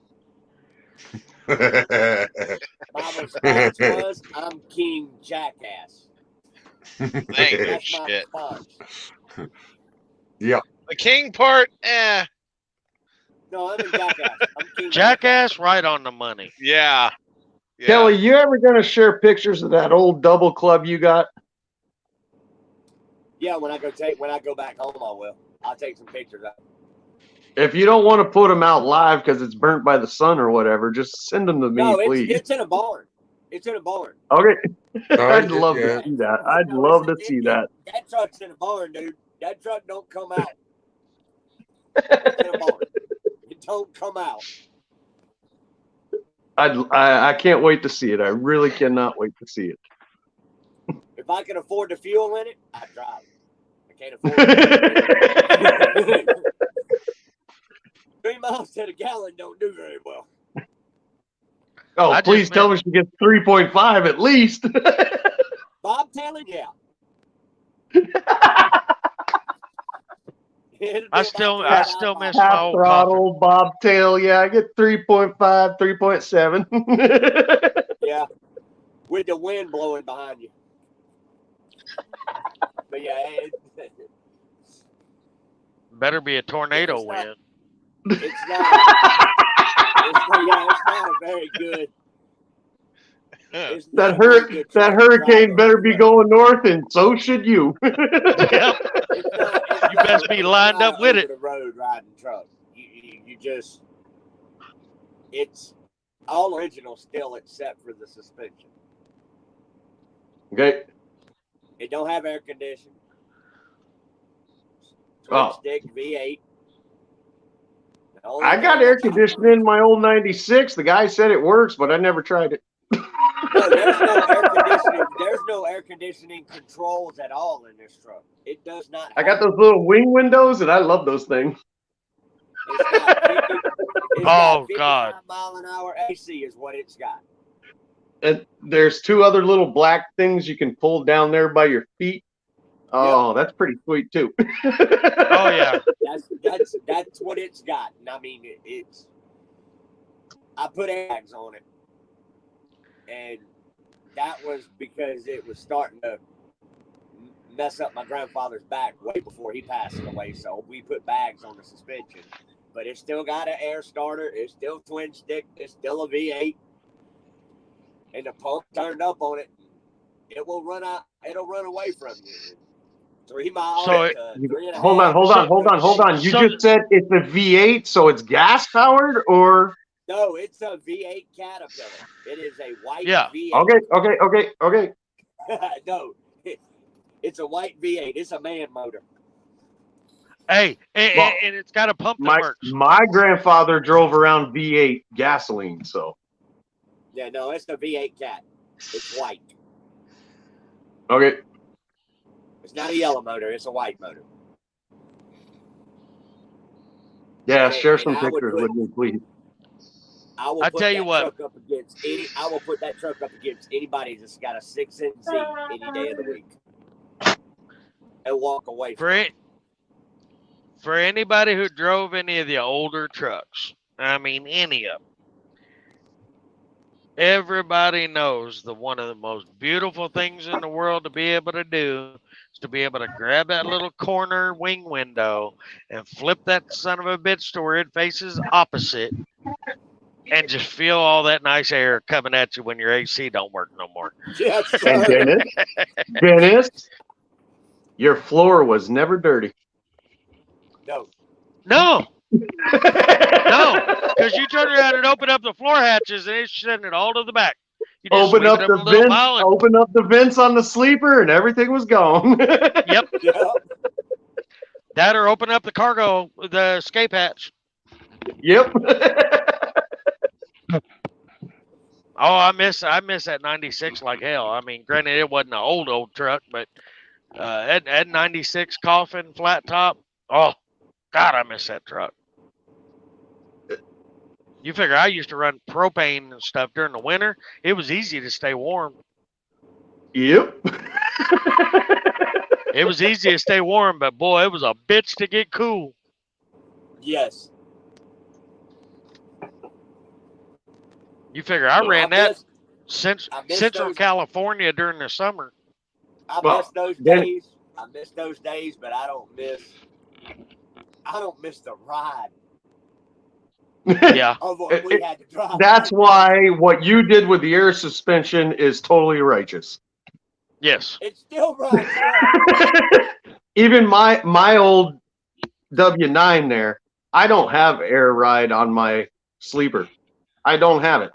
So that seat sitting on the floor like everybody likes to do in the W9s and the Peterbilt, where they're back there sitting in the closet, you don't do that in my truck because you ain't going to make it 3 hours. You sit up like a guy in the 70s, you roll up your sleeve, you hang your cigarettes in your sleeve, and you cruise with that seat up sitting in the window. Right.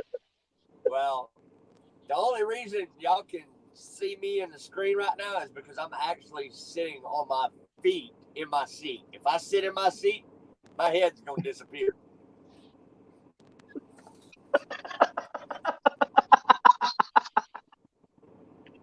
But that's because you got that air. That's because you got that air ride cab. You got the air ride suspension. You don't need to have no damn air in the seat. You could be sitting on a goddamn soapbox and still ride as smooth. I'm sitting on the floor in the seat. That's what I mean. You could be sitting on a damn milk crate. But see, one of the main reasons why I never use my air seat. Now, mine's not an ultra low like Kelly's is. So mine, I've got like a 4 or 6 inch platform or whatever. So my seat sits higher than his already. But one of the things I like real quick, we need to try out on the cussing as much. I'm already getting a notice. So just saying, we can cut back on. Sorry. Okay. No, right, you're fine. I I'm just can do getting a that. notice from them. So yeah. Okay. So because I leave all the air out of my seat because my thing is that when the road is extra rough or potholes, things like that, especially during like the winter time. The winter time, if you're using air in your seat, a lot of times you can't feel your tires slip. But if you're sitting on the floor, you feel it a lot sooner than you would otherwise. That is very true. And it really, really helps for being more reactive to what your truck is experiencing. And so I've always left the air out of my seat just for that point. Now, I'm not saying I don't end up with back issues once in a while, but I like to be able to feel the road. I don't like to make it to where I can't feel the road. I park my truck in the winter because I live in the hellacious area of salt and calcium. So I never have to put her down on the floor. She gets some buckets over the stovepipes and tarp over the windshield. There you go, and saran wrap the air filters. Mm-hmm. But no, I The first truck I drove, I told Kelly this, was a 379 when I started driving, was a 379 for metal transport. I was sitting back there too. I was doing the same thing, but that truck had air suspension, had air cab. You didn't need the air seat. The truth be truth, you didn't need it.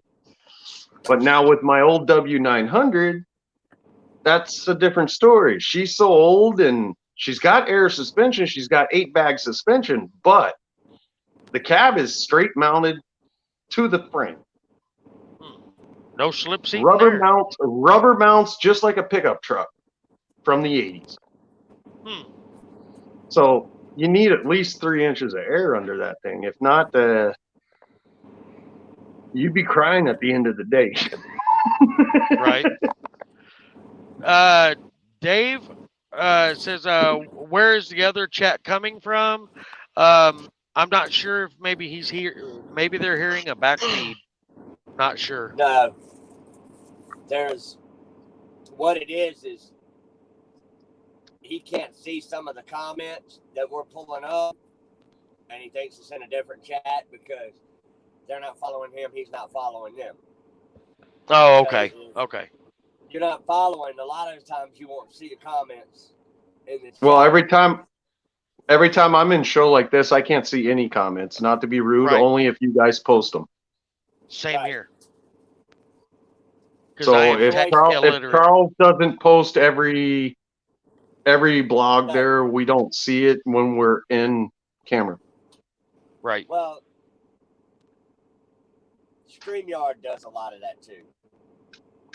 I mean, they'll be, I was getting a message a while ago, y'all ain't see my comment? Y'all ain't see my comment? And I'm like, no, I hadn't seen it. Well, I re-scrolled up and then I seen it because it didn't post it. So that's Last time I pressed on the chat, I got kicked out of the group, so I haven't touched anything since. I don't know about all that. I don't know what happened there. I am tech illiterate. I do good to get to this point, and that's where I leave it. I don't don't stray from what you don't know. Me too. Hey, Miss Karen. Hello, Miss Karen. Apparently, Miss Karen posted because her husband is taking his Geritol and is now in bed, and she's still wide awake. No. She posted, just wanted to let you know y'all were super truckers. Oh, well, She posted to tell us that he's putting together the design and plans on how he built the pyramids, guys. Come on. Oh, that's he what it might is. be busy. He might be busy. He might. Yeah. That's what it is. He's busy. Well, I tell you what, guys, it has been a blast. I've loved being able to be on the show, but I need to jump off here and actually put some more miles down. Yes, sir. So, see, like I said, this is we're actually actual working truck drivers that are actually stopping and talking, working, and doing what they need to do. And that's what we're about. I'm at home. Let me see. Where am I at here? I am at... Yep. All right. Yes, it is definitely time for me to go out and earn some money. All right. Sir, we greatly appreciate it. Yeah, it's a Dr. Pepper. Yes, sir. You trying to get like publicity is that a there? Dr. Pepper? Dr. Pepper cream soda? Is that what that said? Yes, it is. Oh, I'm going to have to find that and try it. Me too. Dr. Pepper wasn't sweet enough. Right. And cream soda is my ultimate favorite. I mean, I better be looking for the insulin after I drink one of those. Yes, sir. Hold on. I'm fixing to shock every one of y'all. Uh-oh. Last Saturday, Charles. Yep. We were doing the show. Yep. I opened up my refrigerator, and you seen what was in the bottom of my refrigerator and how many of them was in there, right? Yep. And I told you when I grabbed the last one, that's the last one, right? Yes, you did. I I ain't had one since. So it's been a week today? I know exactly what you're talking about. I know exactly what you're talking about, and I cannot claim the same thing as you. No, but I think, He has I to. think that Yeah. was. I think with the medicine. Okay. I think that's what was causing the other things. Right. Yeah. And now, Plus his doctor's giving him some advice to help him make better, healthy life decisions. Eat as much greens as you can and eat them as clean as you can. That means no grease, no oil, no butter. No, not like that. But it's. My doctor, I know it sounds weird. Butter? My doctor butter? scared me when I went to the doctor. Yeah. Yeah. My liver enzymes are at a pretty high rate, and I am on a pace for cirrhosis if I don't quit. My enzymes, Congratulations, Dave. Are extremely high. Kelly, eat green, eat green. Think about the Marines. Eat green. Eat healthy. Get you mustard, turnip, and collard greens. Throw a hog jaw in there, into a big old pot of water, and a little bit of smoke flavor, and nothing else. You don't need nothing else. No. No. It's good. No, it's honestly good. That's not me being sarcastic. I don't eat grass. No. You don't eat grass. That's not grass. Hey, nobody said to get rid of the meat. Nobody said to get rid of the meat. I'm not a rabbit. Neither am I. Just eat more green and eat the meat with less fucking garbage in it. Look, But see, this is. 5 of y'all. Oh, and he will too. Trust me. I've been to his house. I have sat there and watched him eat. I doubt everyone. if we butcher a fucking cow together, you'll eat what I eat. Oh yeah, he will. That sounds like a challenge. It sounds like a damn good one because I won't even turn a fire on. Spank it, flip it, serve it, and let's get it. Yep. There you go. Kelly don't even want you to even leave a brown mark on it. He wants it still moving and kicking when it hits his plate. All right, okay. Walk up to my plate and jump on the plate. If you ain't chewing, you ain't trying. That's right. Okay, now just out of curiosity, this is the last thing I'm gonna say before I get off. Just out of curiosity, when you got a company like Hurricane Express who decides that they want to wrap all their trucks, why are you going to wrap your entire truck in camouflage but not wrap any of the back? It's advertisement for the young guys. They think the more stickers and the more color, the easier to get drivers. It's simple. There's nothing more to it. Don't ask no questions. It's not clean. It's ugly, but the new people, they think the more we got of the rainbow on our truck, the more correct we are. And I ain't saying that as a gay term. I'm just saying, no. The trucks are getting sloppy. They're getting ugly. Company trucks are getting disgustingly overpainted.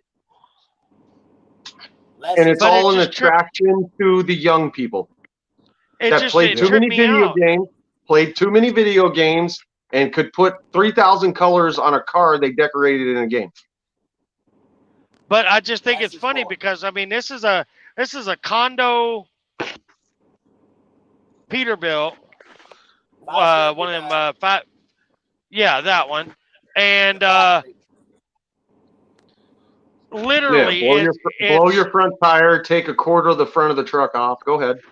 It's white, gray, and black camouflage, but the entire back and inside the wings and everything, the entire backside of the truck is It's still white from bright company. cherry red. Wow. What? Cherry freaking red. Rest of it's camo, but he's got bright freaking red across the back. Entire back I of would tell you that's the CEO of the company that said, I need a truck now. Somebody slap a skin on this thing. We need a kid. Right. Yeah. Probably. But I mean, if you're going to take the time to wrap the entire freaking truck, don't you think the back of the sleeper is part of the truck? No, that's it's where they supposed to ran have out a of trailer. budget. The budget was It's only supposed to have a 3/4. trailer. Nobody's supposed to see that with a trailer. Who would see that with a trailer? Anybody who watches you turn. They don't know how to turn. You've seen them stuck in the damn ditches and woods. Well, this guy's in the Love's truck stop, so I guess it's appropriate. Oh, wow. Wow. Wow. Damn, You're trying to say he's trying to match you just love? overstepped me, and I was being very rude. I only stopped here for this video, so. Oh. But, you know, it's funny how drivers, how we can sit there and have fun about other stuff that companies do to their trucks. Yeah, as long as we don't name a company name, we're okay. Well, yeah, Yeah, we're I good. named them. Sorry. I didn't hear it. Anybody else hear it? Okay. Nobody heard it. We're good. All I heard was whispering winds. So I heard something whispering in the wind. Yep. Well, I love you guys. Yep. I'm gonna send you my number, Flo. I got your Kelly? number. I got your number Justin saved. jumped out. I thought you were with your family in California, so I didn't bug you this week. Oh yeah, no, hey, that was only for the weekend. I wish it would have been longer, but it was only for the weekend. That's why I didn't bug you. I had your number. I still have your number. You're in my speed dial. Nice. Yep. Feel free to call me. Kelly is. Charles ain't yet. John is. And I think that's all, though. Yeah. Nice. Well, whenever you get a chance, give me a call. I think I got your number, but I'll hit you up tomorrow. Because I was going to do that last Sunday, but you were kind of had your hands full when you talked to me. Yeah, just a little bit. Just a little bit hands full. Yeah. So as far as I have no idea.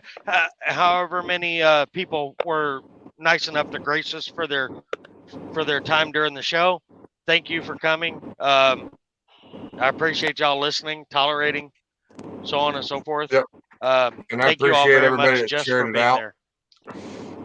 Yeah. And I figured we're going to end it here in about 15 minutes. Hey, We're don't gonna end become it the here truck. in about- Don't become the truck stop princess. Start paying for that truck. Oh yeah, no, I ain't got time. This week alone's a 4,200-mile week. Here, Dennis. Someone wants to say something to you. Thank you, David. Or Dave, sorry. And he's apparently more than ready to get rid of me, but that's cool. I got some miles to put down. See you, Kelly. Bye, Dennis. Don't do I'll give you a everything I call. would do. I'll give you a call on Tuesday. I'm at home with the family right now. All right, sweet. Bye, Felicia. Bye, Dennis. All right, Charles. Talk to you later, brother. On my show, All right. See you guys. That helped. And then there was 3. Jim lost signal and Justin jumped out. Justin jumped out. He was probably tired of me. I'm used to that. Oh, That's why I moved to Canada. But you know, we had a couple other things we wanted to talk about, but with Jim having bad signal, we couldn't get the main story out. Yeah, we can Yeah, still get we'll get it out the next. We won't give the details. We know the details. Yeah. But I'll let you go ahead and tell it, Kelly. Is somebody a lot of us know. It was a pretty bad accident in Nevada yesterday. And I'll turn my social media off. I don't want to hear about damn And accidents with big trucks no more. yeah, he needs all the prayers he can get. He's in pretty bad shape. Yeah. And it wasn't his fault though. Yeah, we're not going to name names. We're not doing that. No. We know who it is. We Prayers. found out the hard way, but he's pulling through. But it's going to be a long road. It's going to be a very long. It's gonna be a long haul. Yeah. It's gonna be a long haul. Yeah, Therapy and it's going to be all that.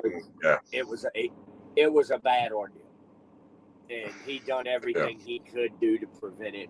There was nothing after the fact he could do to prevent it.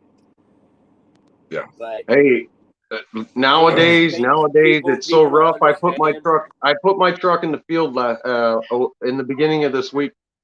Not in the field, off in the shoulder, in the rocky shoulder there, but I put it off there because all of a sudden I had no choice. What do I do? Yeah. I put it off into the rocks. That's what you do, and you put it back on the road. Yeah, and it's if you can. Be a physical recovery for him. It's going to be a mental recovery. If you've never been in that situation, you don't know what it feels like. I've been in that situation. I had one of my drivers. I had my own situation, and I don't talk about it. And it's something that'll eat at you, and it's going to take a while. We need to pray for this guy, and I hope he pulls through. But next week we'll talk on it a little bit more. We'll let Jim. Let him deal with the situation at hand right now. The situation at hand, because Jim's a lot closer to this guy than a lot of us are, but we do know him. And he just needed a good connection, because we would have heard him out if he had a good connection there. Yeah, he's got more details because he's a little bit closer to this driver than we are. So we'll let him next week. We'll find out more details along the week of how things go, and then we'll let Jim tell everything. Yeah, Jim can tell a story. It's on, it's out on social media and stuff like that, but there's no names in it. No. As far as we know, no names have been released on it. Well, my social media is shrunk. Yeah. Well, But ours is out there, and I mean, when you get on, and we're on Left Lane with Lefty, so it's out there, so people are going to see it and hear about I'm not always liking, but I'm always looking, so don't worry about that part. I'm just saying, I got really soured up this winter after that Texas wreck. Yeah, and that's kind of what made me disappear. Yeah. And I didn't want to hear more hype on it, and more hype, and more hype, and more hype. There was no hype to be earned for more than 10 seconds over that wreck. That's it. Yeah. It was a horrible, Kelly was out there stuck in wreck. But everywhere on Facebook, enough is enough. Yeah. You wonder why automaton trucks and this and that, and it's not going to solve the problem. No. It never Turn will. your fucking TV on. 2 weeks ago. Use my language. Turn your CV on. Start not talking on the CV, but being crucial and communicating and giving mile markers. And I don't care what language you speak. It's not hard to figure out in English, mile marker 9-1, mile marker 112. You can break it down that easy. And you can say brake check, danger. It's done. It doesn't have to be some secret, Smokey Bear's over there. The town clown's sitting over there. The old language we had in the 70s. No, it doesn't have to be. No, but the biggest thing you got now, though, Flo, and you know it. Anybody tell me what's going on southbound? We've been talking southbound, westbound, eastbound. So you could just break it down that way. and give Yeah. a stick number. I don't care what language you speak. If we all at least said it All right. in one language with just straight numbers, we would cut, I'd bet fucking 90%, excuse my language, 90% of these accidents down. I'm Yes. sorry. And I'm You so would. I mean, firmly believer of that. Yeah. yeah. I mean, back Well, in the day, we're Flo, you know, we might be running on a different channel with 8-10 trucks, but yeah. we'd always flip back and forth when we'd start seeing traffic. Always we could had hear one what was guy in the going on crew, and follow always had one guy in the crew that would flip back and forth. forth. Yep. And While the everybody only else was guys that talking. got in these big fender benders, what would we happen when we'd ride by them when they were in those big fender benders, 5 trucks backed up into one another? Hey, should have been on 19. Yep. It was just that simple. But back then, it was just those trucks smashed together. Yeah.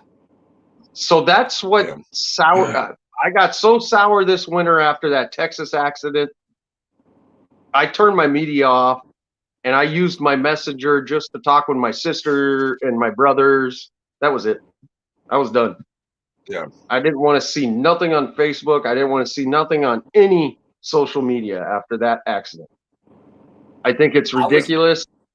I don't think adding technology is going to help. Yes, adding technology is going to give us more creature comforts. Yes. But it's But not it's going gonna to make them solve I mean, the problem. it's just like 2 weeks ago. Tesla's one of their cars got hijacked. It got hijacked by a drone. So I mean, a drone. it's going to get by a drone. It got hijacked by a drone. So If I you mean, just play stuff like video that's going to games happen. every week, Yeah. if you just play video games every week, your game gets disturbed and it doesn't work no more. And they got to do a patch. No. They got to do a patch. Come on. Yeah. Come on. Yeah. Yeah. So But that we're two-way gonna go ahead and, radio is an ancient machine that worked. and it still works if you use it right. To this day. Yep. Numbers, east, west, south. Miles are the numbers. Mile stick are the numbers. Brake check. Yep. If everybody could figure just that out, you're going to stop 90% of the freaking accidents. Yeah. You don't even have to give any more detail than that. All right. So I'm gonna take a quick break real quick, and then we'll probably round it out because we're getting at the 2-hour mark and it's starting to give us issues a little bit here. So let me take a break. Sorry. I ran the same street as the devil. I've shook his hand. I can tell you I ain't ever feared another man. I'm far from a saint, just shy of disciple. Some know what I mean. Free as we'll ever be, just as free. Free as we'll ever be.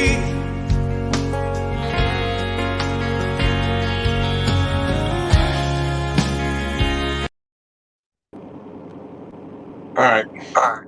Well, we're starting to have a little bit of issues here. So what we're gonna do is we had some stuff that was planned just because of the errors. We know what's going on. We got drivers out here driving, and some of them have to actually work. And thankfully they took the time out tonight to be able to come out and hang out with us and actually tell us about some stuff they've seen and that I had other stuff planned, but looks like the Wi-Fi is giving me a little bit of issue over here. So, but we're gonna go ahead and call it for the night. I may do something tomorrow for the day. We might just do a quick live and just jump on, do like a little chit chat, whatever. But it'll probably be off the main page itself instead of doing it on StreamYard. But I just wanted to say thank you, Flo, for stopping in It's been good to see you, man. Long time. I'm just Seen you glad you're guys. able to come out here and hang out with us. Just like Dennis and Scott and Justin. It just made it a good, fun night that everybody can get out here and BS and actually joke and laugh and actually have something to, joke around and kid around with. Felt like And old times. Felt like old times. yeah, it did. Yeah, it So felt like we sorry, were sitting at a truck guys. stop.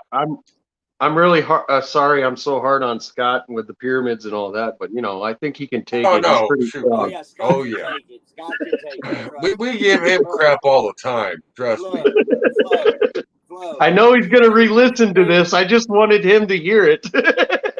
Yeah, Flo, you think Oh yeah, we give him, he'll watch it. you think we give him a hard time? Between my wife and Scott's wife, we look like angels. Ask that man Okay. right there. They were Oh, yeah. riding him the whole time we were in Wildwood at the truck show. Oh yeah, it was nonstop. And then he's like, "Well, Karen," she's like, "What? You asked for it." I mean, she just turned around and handed it back to him. But it was funny. And But we all for had any of good you, time. This right here just made it back to like we were a bunch of drivers sitting at a truck stop, sitting at a table and just cutting up and actually just enjoying the company and talking a little bit of news. Yeah, talking about different things that were going on. So, and for any of the other listeners there, yeah, I had a foul mouth, a sailor's mouth, and a trucker's mouth, but that's what I am. So I'm sorry. I'll try to do better next time. but we know that's you. That's you, Flo. I mean, we know that's you. That's the reason why you're on here, because you can be the cut up, you can be the enlightenment, you can also be the sarcasm of the group. But hey, we know it. It's just like Justin. Justin will take and be the blunt of the group, but he can make it funny too when he wants to. Justin's So I mean, good we got a soul. couple of Justin's guys. a good soul. You know Yes. what we're missing though? What's that? We don't have a loose cannon anymore. I can do that. No. You can No. you can thank my wife No. for that. Yeah. No, but we like this Kelly too. I can take the leash off. No. No good. No. But we got a different atmosphere here, and it's but we got a different atmosphere here. We actually got a different flow. It's more comfortable. It's more easygoing, and the more people that keeps jumping in, and coming back and enjoying this, it just brings more people in sitting there going, "Hey, this is more of hey, let's be truckers." It's not well. Hold on, I got to sit here. I'm gonna be a puppet. We're not doing that. But this is drivers talking, drivers doing their thing, and that's what we're missing. Drivers talking to other drivers. If this means you guys can get on here, I can walk out and do like I did earlier, because I had to check on a few things with Mama, make sure she was okay, and be able to get on here and you guys can keep on going and keep the conversation going. That makes it good. I know. Keep on texting. Keep on texting. It's the whole world. Flo's It's not doing just drivers. It's not just drivers, No, guys. yes. It's our world now. Oh yeah, we already know that. We already know. But I mean, it's us right here, all of us that were on here, besides, well, me, you, and Flo, and Dennis. No, me, you, and Flo. Me, you, and Flo. Yeah. We go back. Yeah, the others have been around for about a year. But I mean, little more. But I've been kind of in the shadows. The other guys, we all been here for a while. We've been here for a long time. But I mean, it just all of us airing everything out behind the scenes, getting everything squared away. That's what we've been doing since all of that took place. And we're all on the same page with everything. We're not, okay, we're going to talk about this. Don't talk about this. Do this, this, and this. If there's something that me and Charles want to bring up and talk about with a certain individual, we'll bring it up with them and say, look, okay, we're not going to mention this, this, and this unless you want to do it. We're not going to air somebody's laundry out there like that. We're not. When I talked with someone earlier, I told you, listen, I ain't going to talk about what I don't want to talk about. I feel the way I feel, and that's who I am. That's it. And I'll talk about whatever I want to talk about when I talk about it. Yeah. Did I or did I it's not? just like, yes, you did. You know, and it's just like with Jim. You know, Jim's got his deal that's going on with that. That's the reason why we were leaving it with Jim. That's Jim's story to tell. You know, and it's just like the stuff that we had going on. You know, that's our story to tell if we want to tell it. Right. But you know, we're here. But we're here to talk to us as, hey man, we're still brothers, we're still friends. Come and join us. We are here just to sit, chit chat, have a good time, and get information out to drivers that need to know something, and then sit there and know what's going on with us. Because you're a driver, he's a driver, I'm a driver. My driving's a little smaller now. It's not big stuff. It's a little smaller. Hey, but I still haul some heavy shit though. That's the only problem. But you're temporarily there. Give it time. Yeah. I'm just temporary. But thing is, that gives me a little more time to do this. Yeah, and you know, there's even doing this. If you got a good connection and a good Wi-Fi, it's still doable. Yeah. Yeah. You know, there's people. It might not be the same date, the same hour, the same this, the same that, but with a little warning. Hold on, my 32's sitting here. We're going live. Yeah. Yeah. Yeah. And so that's why I contacted don't other let that people slow and you say, hey, down. Don't let that slow you down. Yeah. No. You No, know, that's the reason why I asked. I said, what's everybody doing? Where you at? All right, I can sit here for an hour. All right, I can do this for an hour. Okay, well, you know, I can come out and sit in my truck for 30 minutes. I'm on my 30-minute break. All right, no problem. Or, hey, I'm parked up for the weekend because I can't move. All right, then I got a group. We can jump on here. We can talk about everything that's going on. You know, it's like I mentioned in the beginning. Whenever you I'm were home, talking I about, got enough internet connection. I can always connect. Sometimes when I'm on the road, if I'm on the U.S. side, I only got 14 gigs. In Canada, I got so unlimited. it makes it hard. Yeah. So I got to juggle it. If I use too much in Canada, I got none left in the U.S. Yeah. So that I got to juggle. I got to juggle my gigs. Yeah. You know, yeah. So, I mean, but we're all getting on the same page. We're all getting back. We're getting back to the old way we were, and getting back to the brotherhood. And that's what everybody's wanting. Everybody keeps saying there ain't no brotherhood, but there is. The brotherhood was here tonight. It was here. It was here tonight. Good it was. Because the brotherhood's where everybody, you pick on each other, you play around a little bit, you joke, you laugh, you come up with good stories, stuff that you come up with. I mean, that's the brotherhood.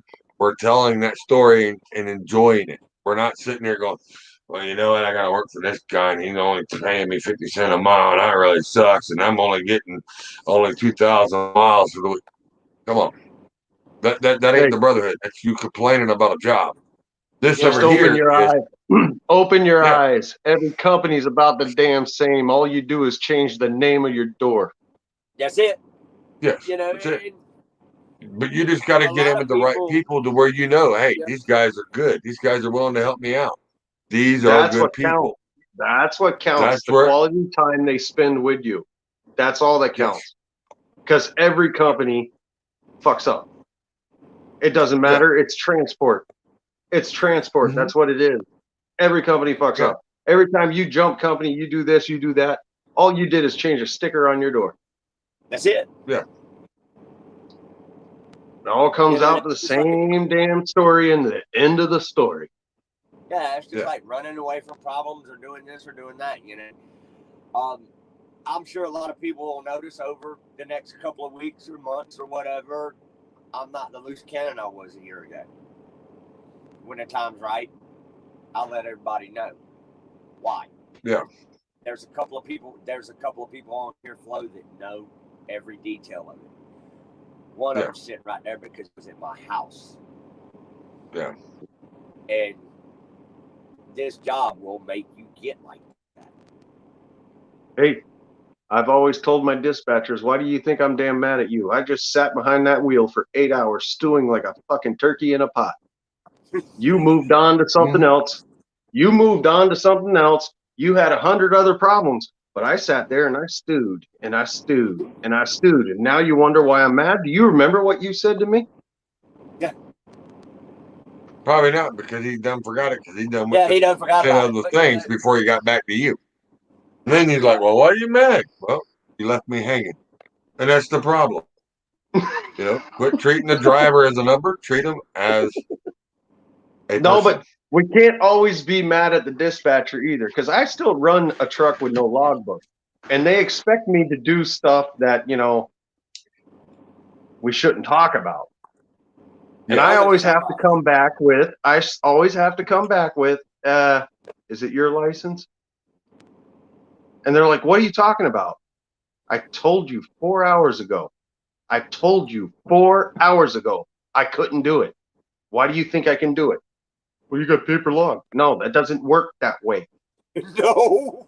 No. It does not work that way.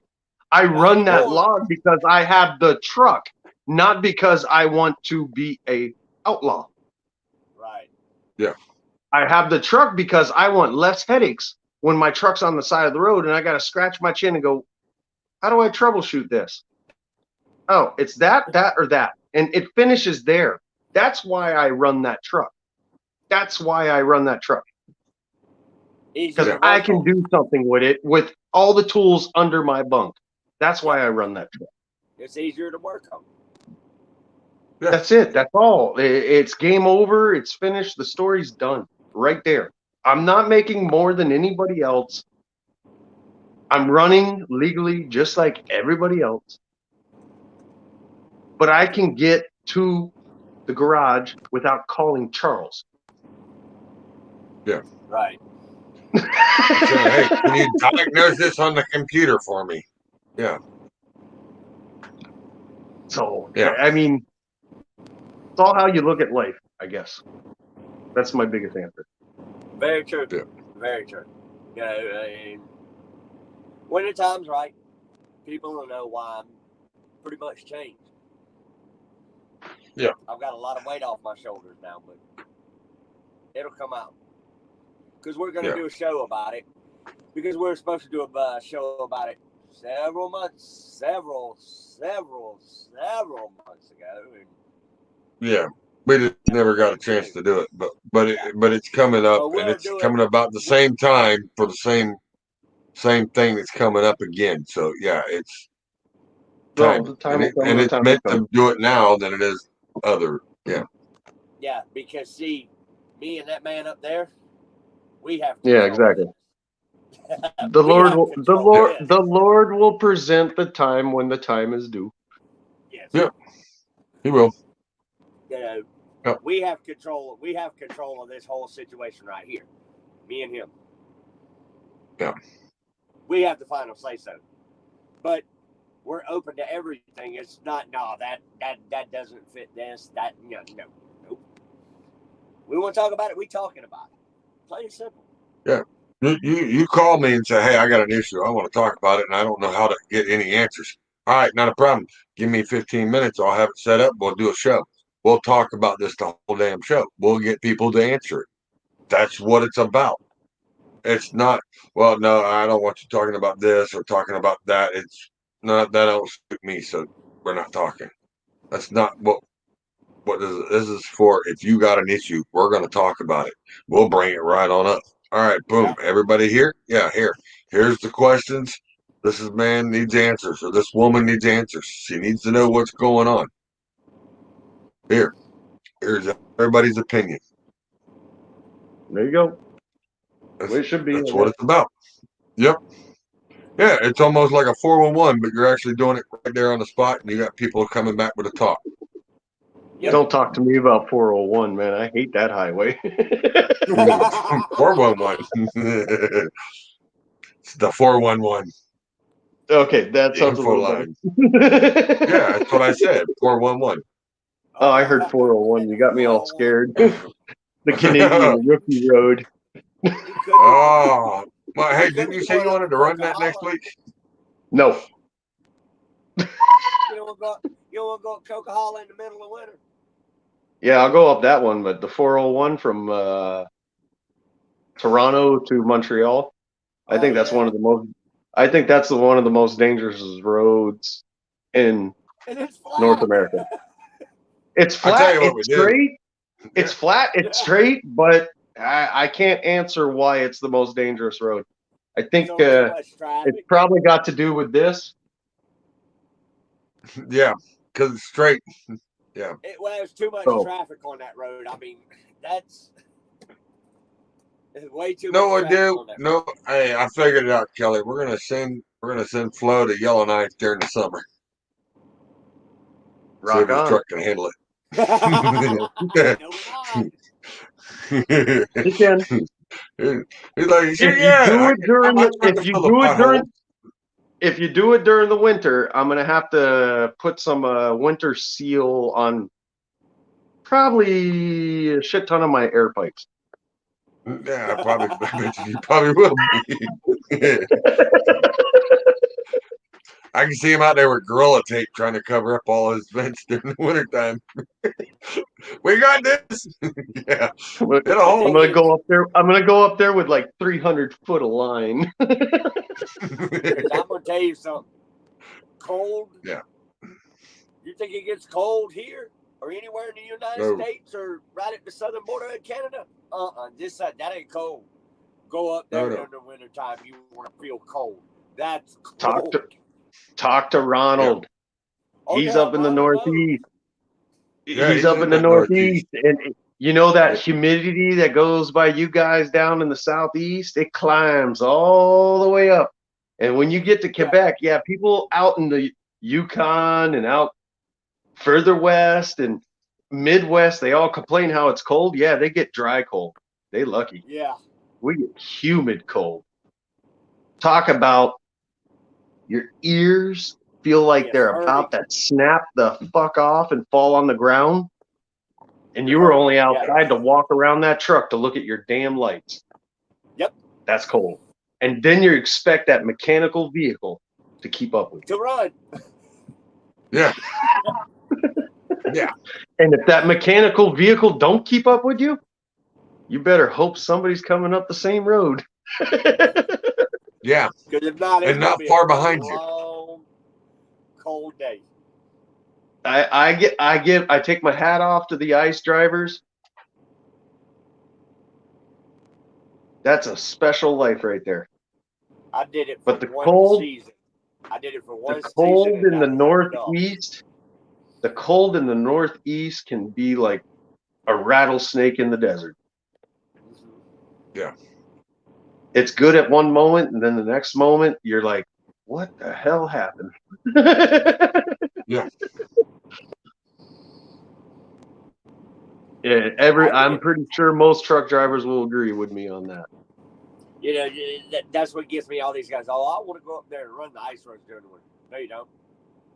No. No, you don't. It's a slow run. Look, it ain't what it's all cracked up to be what TV makes it. I promise you, because I was up there way before that was ever introduced. And I spent one winter. I wouldn't do it. I spent a month up there, and that was enough. It was time for me to go. I won't do it. I've walked on ice in the winter, and I hear that ice go boom, boom, boom. It's just cracking because the air is changing. And you're going to drive a truck across that? God bless you. You are braver than me. Like I said, I did it for a month, and I was like, nope, it's time for me to get out of here. Just go. I'm done with this. How you doing, Mr. Jim? I'm doing fine. How you doing, gentlemen? You got signal again. Good. Can you hear me? He joined the real people this time. I was actually going through the town and so forth. I don't know why the signal dropped off. I don't either. Colorado. But if you want, you can tell your story if you want. Sure. About what you know. Floor's yours.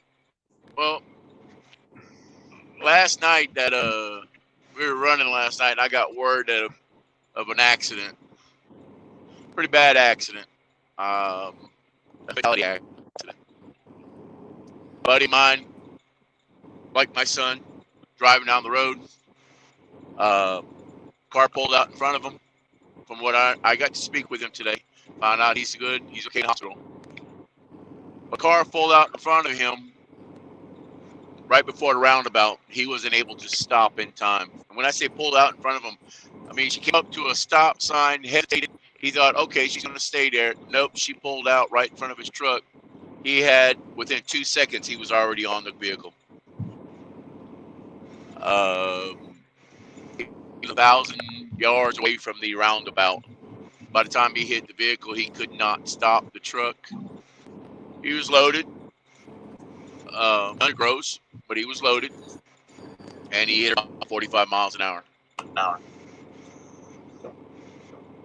Not a pretty sight. There's been 4 other fatalities at that same location. Maybe they might change something there.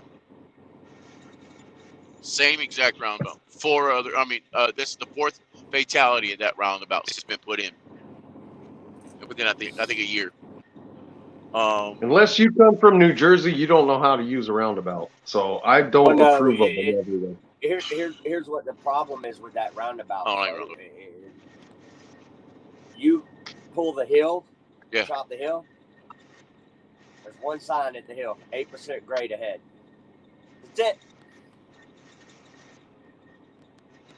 it. Coming down the hill to a roundabout. Until you get to the roundabout. That roundabout used to not be there. We've all run up and down that road right there. Yep.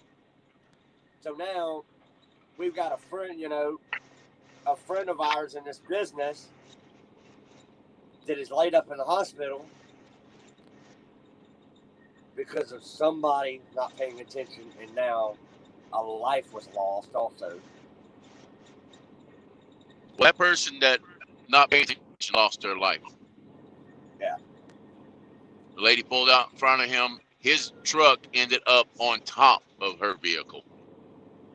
Oh. And then caught on fire. Yes. When it stopped. Now, this person's put blood, sweat, and tears in this truck. I know it's just material. But we've been talking about trucks. We're truck drivers. We talk about our trucks.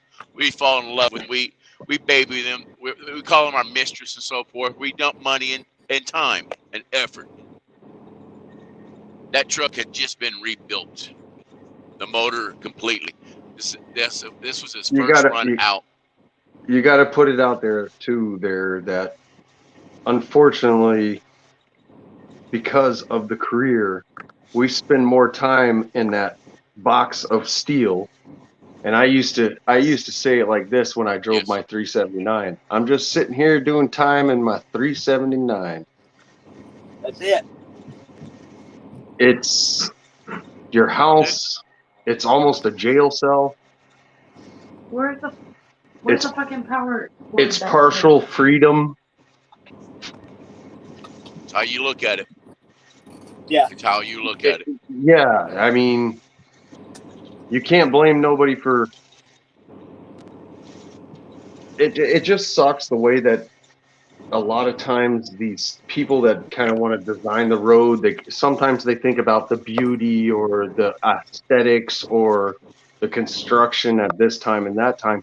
They're not really thinking about what is safe. They think they're being safe because they throw up 1,000 cones or they throw up 1,000 flags, but they don't actually think it through.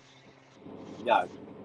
Nope. And it's not fair to the truck drivers. It's not fair to the people in the four-wheelers, and it's not fair to the construction workers. Nope. There's a balance of everything. For this person in this particular situation, I mean, this is the worst case of thing that you would want to be as a truck driver. You're responsible for somebody else. Taking somebody else's life by their actions, not yours, but by their actions. Because they decided to make a move and out in front of a oncoming vehicle And he wasn't speeding or anything like that. He was doing 45 miles an hour. He was slowing down the best he could to come down that hill to get to that roundabout. And we've all taken that road multiple times before. It's been a while since he's been on it. Yeah. Now, my concern also is our mental state.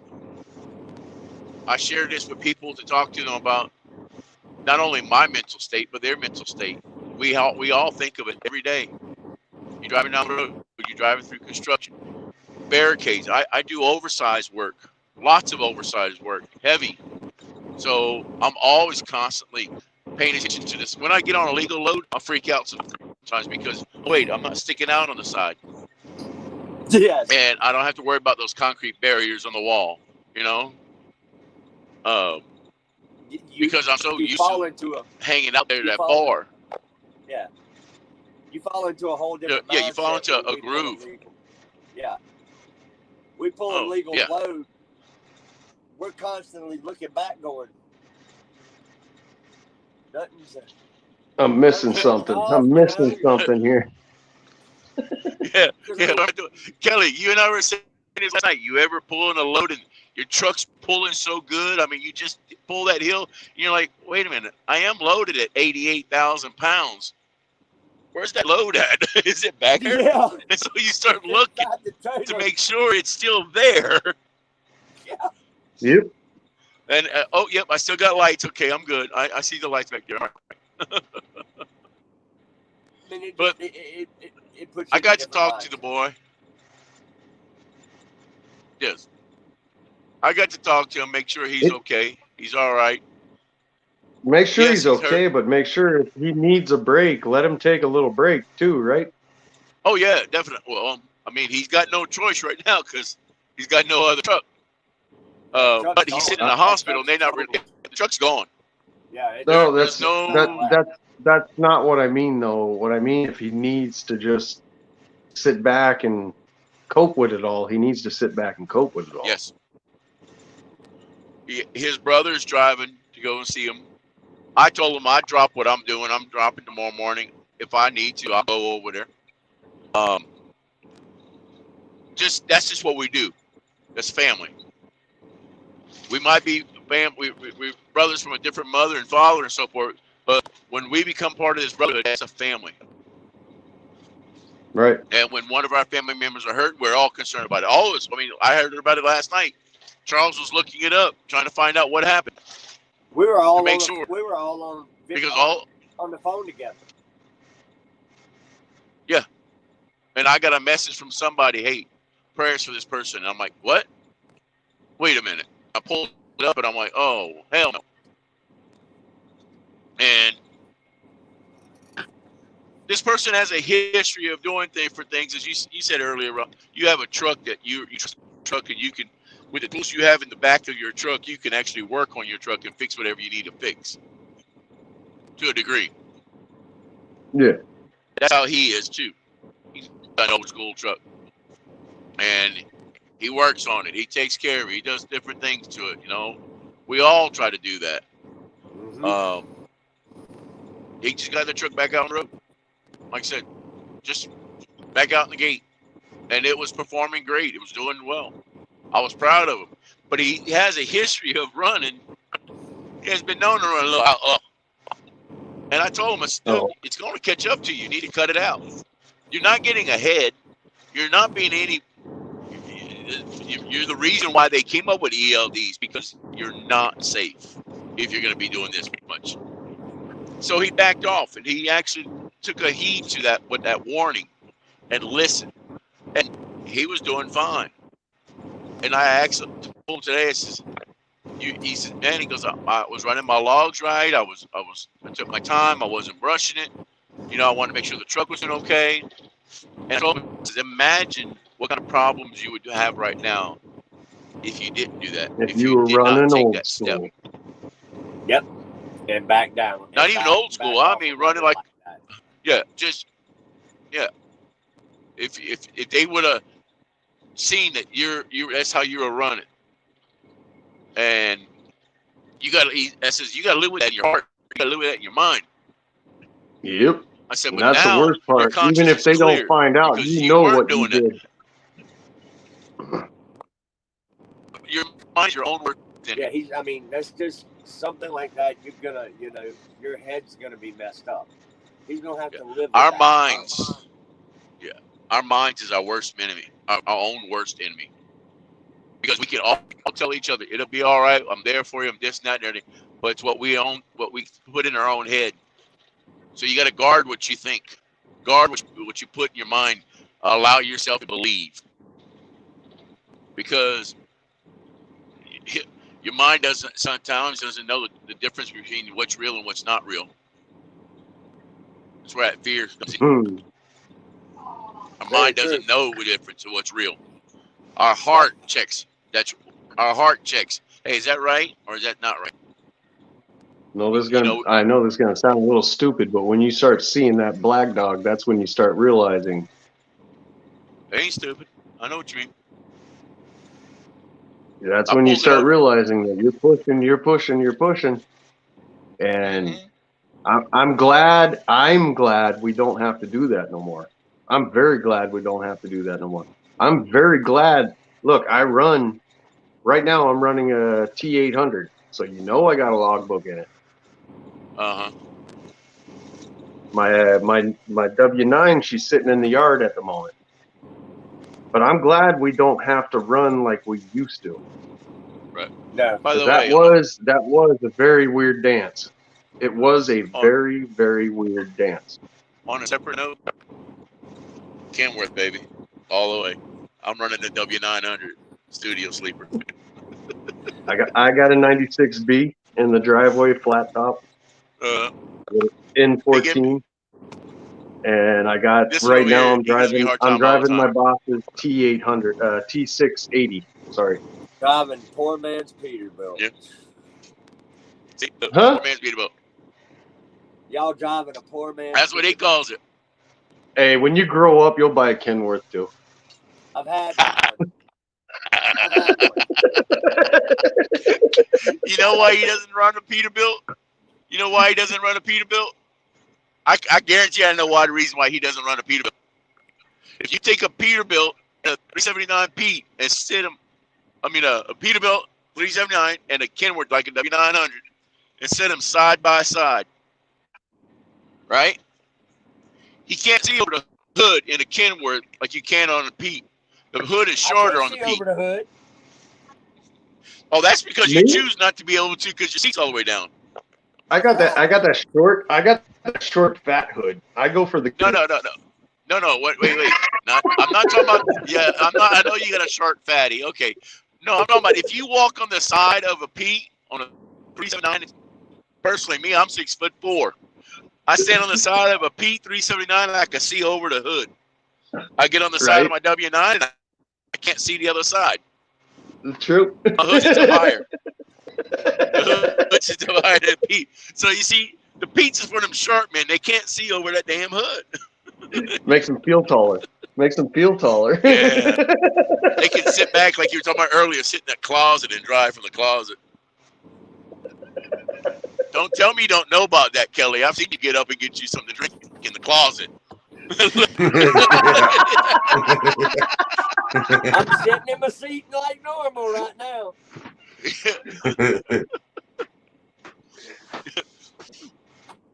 You have to put him a cam up on the top and everything facing down. But no, I want him to disappear. I don't need to see over the dashboard. All I need to do is see the top of that duck head out there. If I can see the top of that duck head, I'm good. Yeah. Quack, quack. I got to put my duck on. Kelly has a new improvement he's going to put on his truck. You don't know about it yet, but he's got a new improvement coming in for his duck. There you go, Kelly. He's going to put a GoPro. He's going to put a little GoPro in the front of that duck.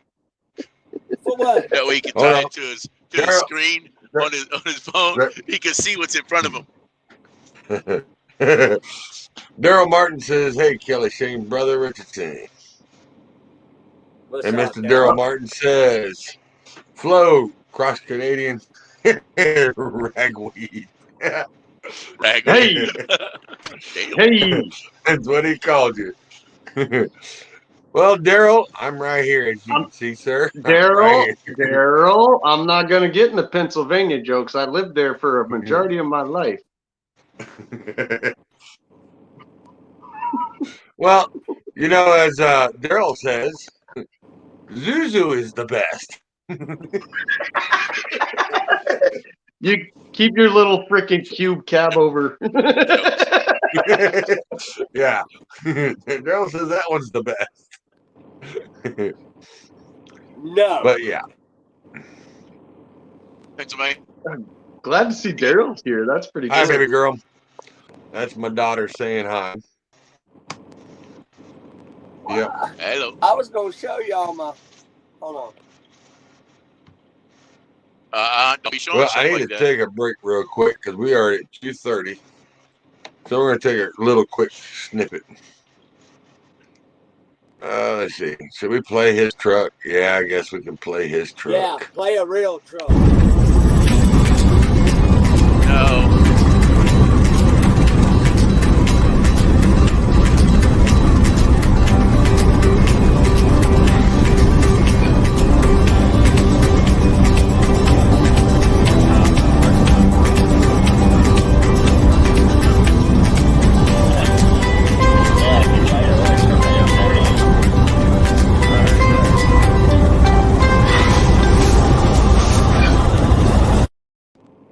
Did you see that real truck sitting on the back of that blue Volvo? That little truck was awesome.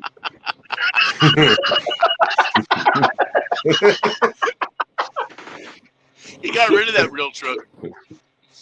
Yeah, he did. He got one of these.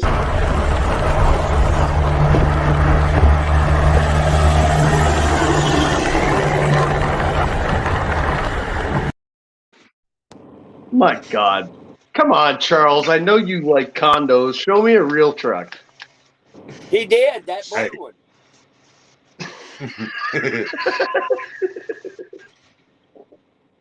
I'll be putting no anteater I'm up sorry. Those anteaters Even and if that it's are, an anteater, rare. show me a freaking condo. Come on. Hey, I was trying. They're harder to come by, you know. They really are. It's usually you see the Pete's running up and down the road. When you find a really good-looking Kenworth, man, they're usually hauling asses too fast for the camera. There you go. So it's a little harder to catch up, you know. Or ain't got time because they got to keep up those payments, Charles. That's right. Yeah. See, those Pete's are actually just cruising along. The Pete's are just cruising along because, like, they showboating, right? Those Kenworth drivers are actually earning something to pay for it. Yeah.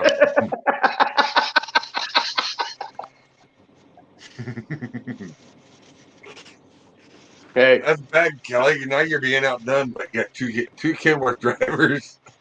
I'm gonna go get a Cascadia, and I'm gonna just keep all my money in the bank and let it fall apart, and get another Cascadia, and get another Cascadia. But see, my and problem, get another Cascadia. is I'm sorry, I hate to say it, but I am a KW man myself. So I mean, I've driven Peterbilts and I've driven all of them, but I do love a Kenworth. Hey, I started in 379, but once you hit that K-Whopper, you kind of grow up. I'm telling you. I had a K-Whopper. I had to get rid of it. Especially when you have a studio sleeper in it. Had one. 86-inch bunk, you know. I had one. I had a 99. Yeah, but that was for my us big boys. training truck. Then I went to a real man's truck and drove Peterbilt. No, you took a step backwards. Negative. Negative. Really? Rider. Okay, Negative. wait a minute. Wait. Really? Okay, I'm gonna call you out on this one. I can't help it that you can go to the chrome shop and spend $100, and that's all the chrome you can put on the truck. Nigga, please. I We can don't put more need chrome chrome. in the I don't need chrome to look good. But we don't need Every chrome. time you turn around, you gotta add some chrome to that. That truck's gonna be walking chrome just trying to look good. But no, I got one for you. You're the man that has to spend $150,000 on chrome, and you didn't even finish paying for the truck. And you got a truck. Yeah. You got a truck with to go with it. Hey, Kelly, you messed up there. You messed up there. Messed that one up big time. See, I don't need chrome to look good. I can make a crooked stack look good. If you ever fix it. Oh, damn. That's right. On a W600. On a W600. With a little 300 with twin stacks, right? There you go. That's right. Hey, go mess with everybody. Just take one stack and turn it a little bit. Everybody be like, yo, man, your stack's crooked. I know. Crooked and bent. I did see the other day a guy had like a 13-foot stack on the left side, and he had an 11-foot stack on the right side. I walked up, I He was go, doing that gangster lean. dude, why are your stacks like that? And he looked at me and he goes, to make you ask me that question. I was like, okay, good one. Go on, driver. Hey, I started to fix my stack because of where I work at and everything. They give me all kinds of shit about it. Like, you need to fix that stack. Now I leave it on purpose. Because the motto is, do you turn heads when you go by? Every time. Every damn time. And you know what? They stare. They're like, this stack's crooked. I was like, yep. He's turning heads. He's turning heads. I am turning heads. And then they look at the truck. They're like, damn, that's not some good truck, but your stack's crooked. Yeah, I know. It's just to make you look at the unobvious, right? That's right. I can have big old boobies and an ass on the side of the truck, and you would never see it because you looked at the damn stack and got stuck. Yeah. I seen that TikTok. I seen the video. So where guy he has the crop top on the top of his window, and there's a bull hauler. And he's sitting in the truck. Of course, Peterbilt. All you see is the top of his eyes, his nose, looking out the window.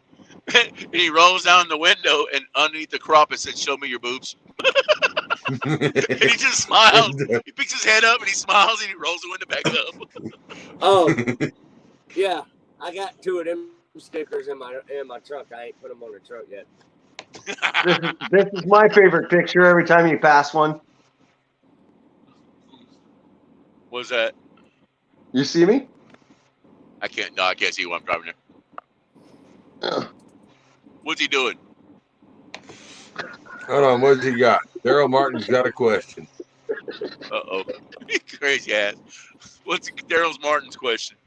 This could be dangerous. His question says, my Isuzu has a weird steering wheel shake at 110. If it goes away at 113, how do I fix this? Stay at 113. Hold on. Stay at 113. You go 116. You go 116. That way when you hit a hill, you never hit 113. That's right. Stay away from the 110. Plain and simple. Now, hold on real quick. Hold on. I want to show y'all something. Because y'all talking about I can't ever see over the hood.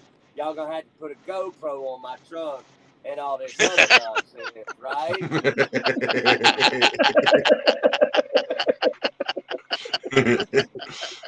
I like that one. I came up with that. What? Too much light, Kelly. Too much light. Oh, his camera? Too much light, Kelly. He's showing us a light. Turn it the other way. Turn it. There you go. What is that? Truck's on fire? Bullhorns on the end of it? That's camera. On my screen, it looks like a truck doing a regen. Oh, there you go. Right there. Now he's got cameras on the end of the hood. He's got a camera on the end of the hood? I can't see it. It looks. Hey, I don't need to see over my hood. I just set my phone on the dashboard and I can look at my phone going down the road. Oh, that's because he's got the forward-facing camera, the dash cam. How about this? I'll fix this one. I'll fix this one real quick. In the Kenworth, we sit up in the seat and we kind of see over our hoods because we're proud of driving them. You guys hide in the closet. Peterbilt drivers are known to be in the closet. Now we know what it is. Damn. You know what? Hey, you know what they say? The only difference What between happens a in the two-wheel closet driver stays and in a the closet. four-wheel driver is the prick between the steering wheel and the seat. Keep your skeletons. I ain't got none. I sit up and everybody can see me drive. Look, the only time. Sometimes I even look at them. I time poke my can head get over the up side. and Look. drive. Look, the only time you gonna see me going down the road at night. Hold on. That's the way you see him. Cut that damn panda out. Yep. That's what you see too. That's all you I see. think there's a video somewhere about that. Yep. Him driving right by that video. I got it on TikTok. On my TikTok. That's right. Yep, there's a video. And I am not saying another word. Not saying another word. I might get canceled. Hey, at least you weren't cursing. Yeah. What are you trying to say? You trying to say you're going to end up like that? Like that? You get the boot. You get the boot. Hey, there he is. Where'd he go? Where'd he He's go? back. You guys know I'm at home. You always see the counters, and I'm moving around all the time. Yeah, but it's funny when you disappear. Good thing he doesn't take you to the bathroom. That's what I'm saying, because then he really be disappeared. It's like, dude, warn the guy. Oh, hell, what is he doing now? Oh, hell no, he's off. He took it to the bathroom. He took it to the bathroom, didn't he? Yeah, he did. He was showing he was at home about to do a royal flush. Nope, sorry. No. Not today. I'll let him come back in now.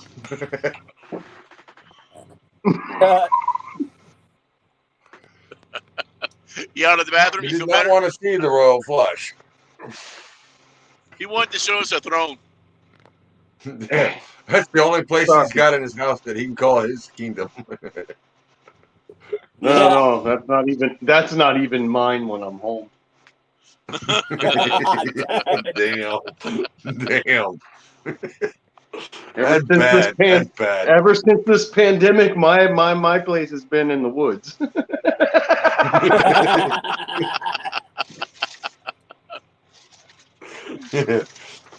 She said she didn't even want you in the house. You're right. You go out there and you stay. Yes, Mom. When I need you, I'll hit the shot collar. Don't know when to come in. Yeah. Hey, I wanted to bring up something also. I know we were talking about you guys earlier. Scott was here on the board and everything. Yep. I mentioned I want to give kudos out to Scott, Miss Karen. Scott went above and beyond. Scott knows I'm driving and I'm not able to find out how my boy's doing, a call or research, because he doesn't have his phone. I mean, he's burned up in the truck, his tablet, everything, right? Yeah. Well, when I told Scott what happened, Scott started making some phone calls and said, I'll call you back. And he found him. That's how I got to talk to him. Scott got a hold of the hospital where he was in and didn't know that he was going to get to talk to the boy. He just was trying to find out if he was all right, see if he was okay, let him know that people were checking on him and so forth. And the nurse put him directly into touch with him. And Scott didn't even know it. He's like, he thought he was talking to somebody else. He was giving a spew. And he says, yeah, that's me. And he's like, what? He goes, yeah, that's me. He says, you know Jim Bailey? He goes, yeah. He goes, well, he was checking to find out if you were okay. We were all concerned about you. So my kudos goes out to Scott. That for putting this in is the a man, legwork part to of our find out brotherhood. for you. Yeah, part of our brotherhood. That's what he did. He knows because he knows, he's like, man, he goes, I know you're driving. You're on the road. You're worried. You're concerned, but you're driving. So he says, I'm sitting at the house. I'll go look for it for you. Last night when we were driving, Charles was half asleep, half awake, but he pulled it up on the internet to see what he can find out what happened. Yep, I did. That's working together. That the camaraderie is people. We talk about old school. Old school's still here. The brotherhood is still here. It's never gone anywhere. It's just that we have failed to teach others that are coming into this industry what our industry is really about. It's not just about filling a seat. It's not just about driving from destination to destination. The failure to teach is not there. The rotation and the need is overpowering. Yes, the industry. It is. And there are some that don't care. They don't want to learn.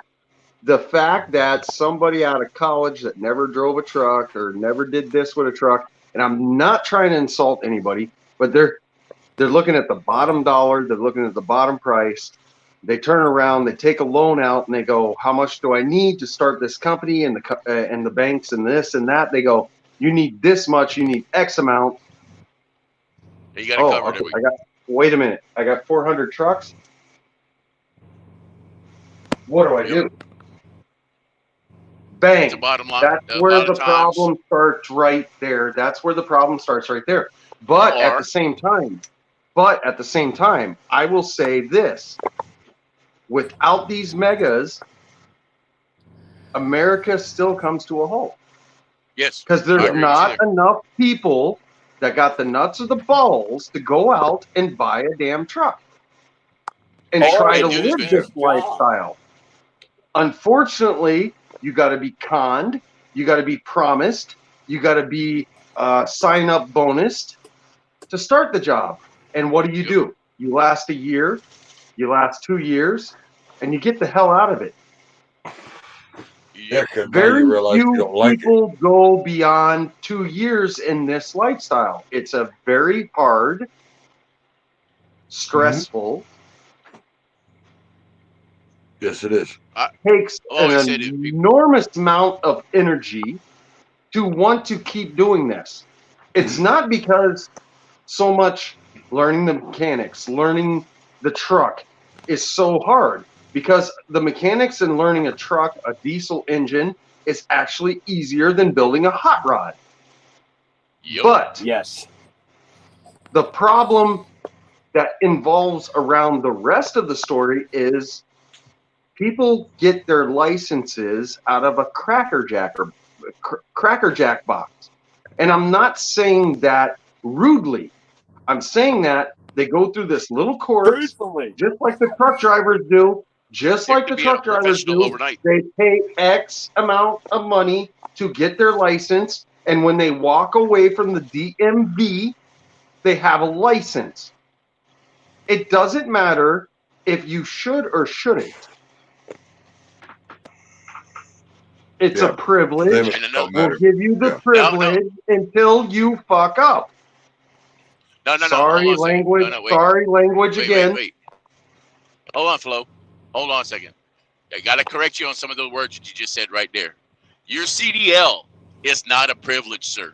I was talking about the four-wheelers. I was talking about the four-wheelers. We are professionals. But the four-wheelers also pay for a license. They're 16 years old. They pay for their license, and they pay for their license. They do not pay to not have a license. That is the major problem. It is a privilege. You should earn your privilege, not be owed the privilege. Yes. Yep. Yes. But see, the way they're doing things now, in the last 5 years, they're setting up all these people coming into this business. They're setting them up for failure. Yeah, setting them straight up out of the door before they even enter. Okay. The kid comes out of the license. The first week, he's okay. The second week, he gets cocky. The third week, he gets overconfident. The fourth week, he thinks he's fucking Swift. NASCAR worthy. How hard is it to get in the truck, push the brake in, and put it in D? I'm not talking just about trucks, Kelly. I'm talking about cars too. I'm talking about the Department of Motor Vehicles. The trucks aren't the only problem here. Yeah. The trucks are not the only problem. Okay. Hey, hold on a second. They're not, Hello? but in our industry, what I'm getting at is the way our industry has turned out in the last 5 years. Just in 5 years. Turning out of drivers. 90% of everything being produced right now is an automatic truck. What is the percentage of drivers that last more than 2 to 3 years? 30%. It's probably 30, 25 or 30 now. 30%. Go lower, guys. No, nationwide, it's probably about 25%. Go lower, guys. Look it up. Look it up. Go lower. It's pretty sad. Yeah, but here's the thing. There's this big major shortage. I've been in this business 28 years. When I got in this business 28 years ago, there was a shortage of truck drivers. There'll always be a shortage.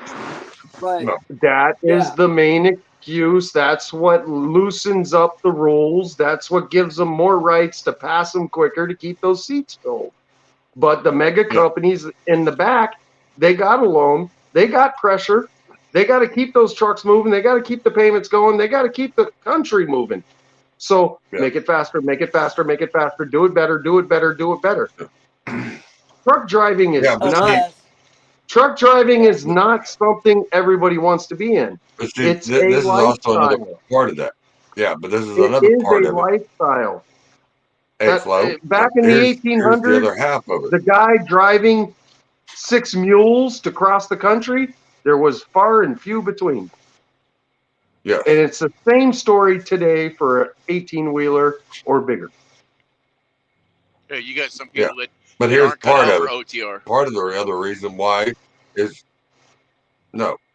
But then you got the other half like this, and half of them want to sit there and they stick in it just for long enough for 2 years so they can get that local job, and then try and go, look, I get to be home every night. I don't have to work weekends. That's what they're striving for, and that's the reason why they can't keep them in the seat long enough because there's too many local jobs. Can you blame them?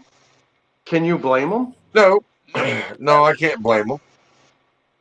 I get home every most weekend. people. I get home every weekend. I get home every night, every other night. I sleep on my truck, in my truck on average one night, come home.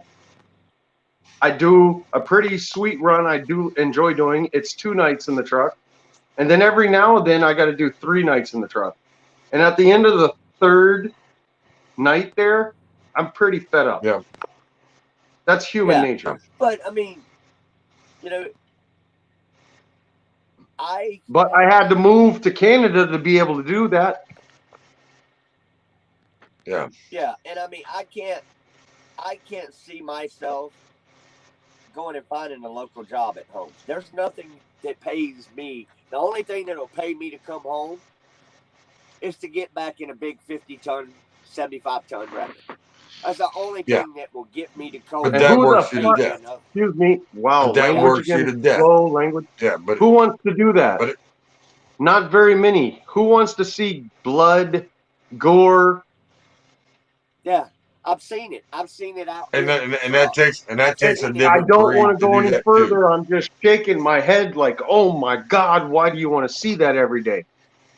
You know what I mean? So that's why you have very few wrecker drivers. Heck, the turnaround wrecker drivers just as bad. I ran one of those local runs today, 720 miles, easy. Not as easy as running in LA. Yeah, Carla runs. That one right there runs. She's a runner. She puts in anywhere. She's home 4 days or 3 days out of a week. Every weekend, she's home for 3 days.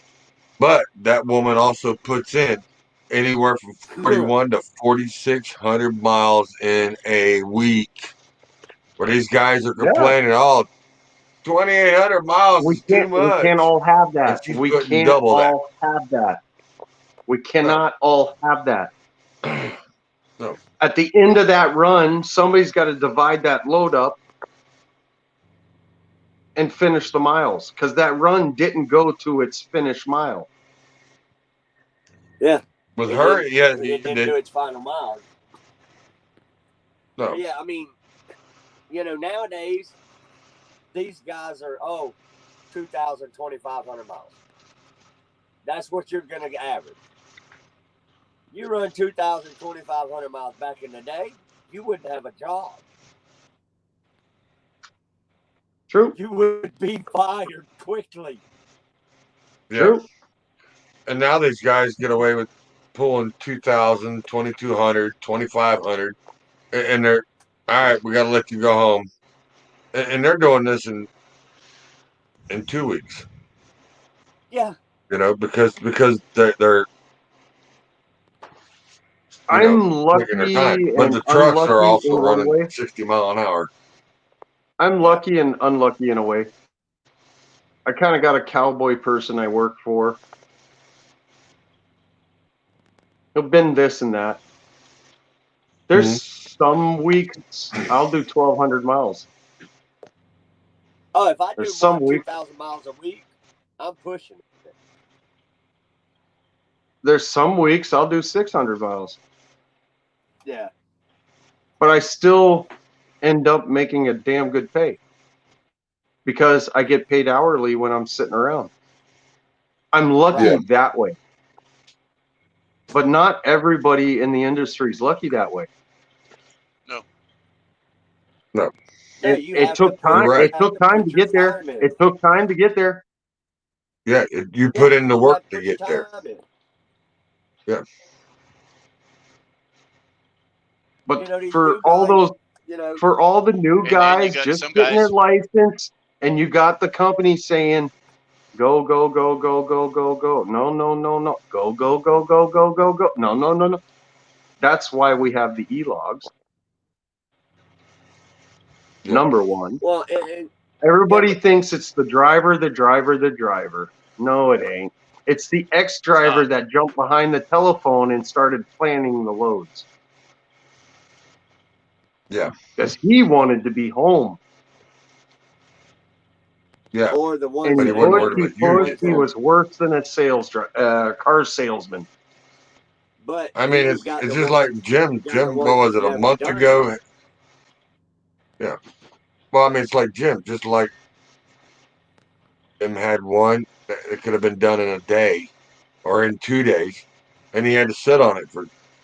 Well, it could have been done in a day, but he had to sit on it for 3 days because they put a delivery time on it 4 days, and it could have been done in a day, and he could have been reloaded and been out running another load. I mean, that's where you get screwed up. But he didn't get paid for none of that time for doing that because he got shorted. Okay, now you're going to hate me for saying this, but that's where I believe the electric trucks have their spot to it. You get to the damn truck stop, you drop that trailer, they give you an empty, and you run. Let that damn electric truck finish the rest of that 4-day wait bullshit. Figure it out. That would be perfect. Park that trailer somewhere. But it's I don't kind of care hard where to you do. put it. But it's hard to do when you're hauling heavy haul though. You can't just sit there and pass it off to a. Well, heavy haul is just another damn story. That's right. You get into heavy haul and you don't expect that shit to happen, you're an idiot. Heavy haul takes a special breed of people to run. Exactly. It takes exactly. I'm not saying it doesn't. I'm just saying if you don't expect to sit on that trailer for a while, because they actually kind of hired you to be the guardian of the equipment without telling you you're the guardian. Yeah. And I mean, me and Jim do specialize. We do some big stuff, we do some really big stuff. But, but at the same time, the same time, when you get those weird dates, they hired you to be Guardia, the guardian of the freaking shipment. They just didn't say it out loud. Right, but I mean, a lot of the specialized things, we don't have delivery dates 90% of the time.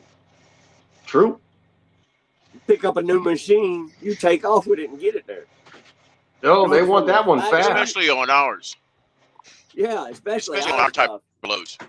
Because we can roll it on, roll it off. So I don't need most of the stuff like we do sometimes. Yeah, I have a crane appointment or I have an appointment to offload.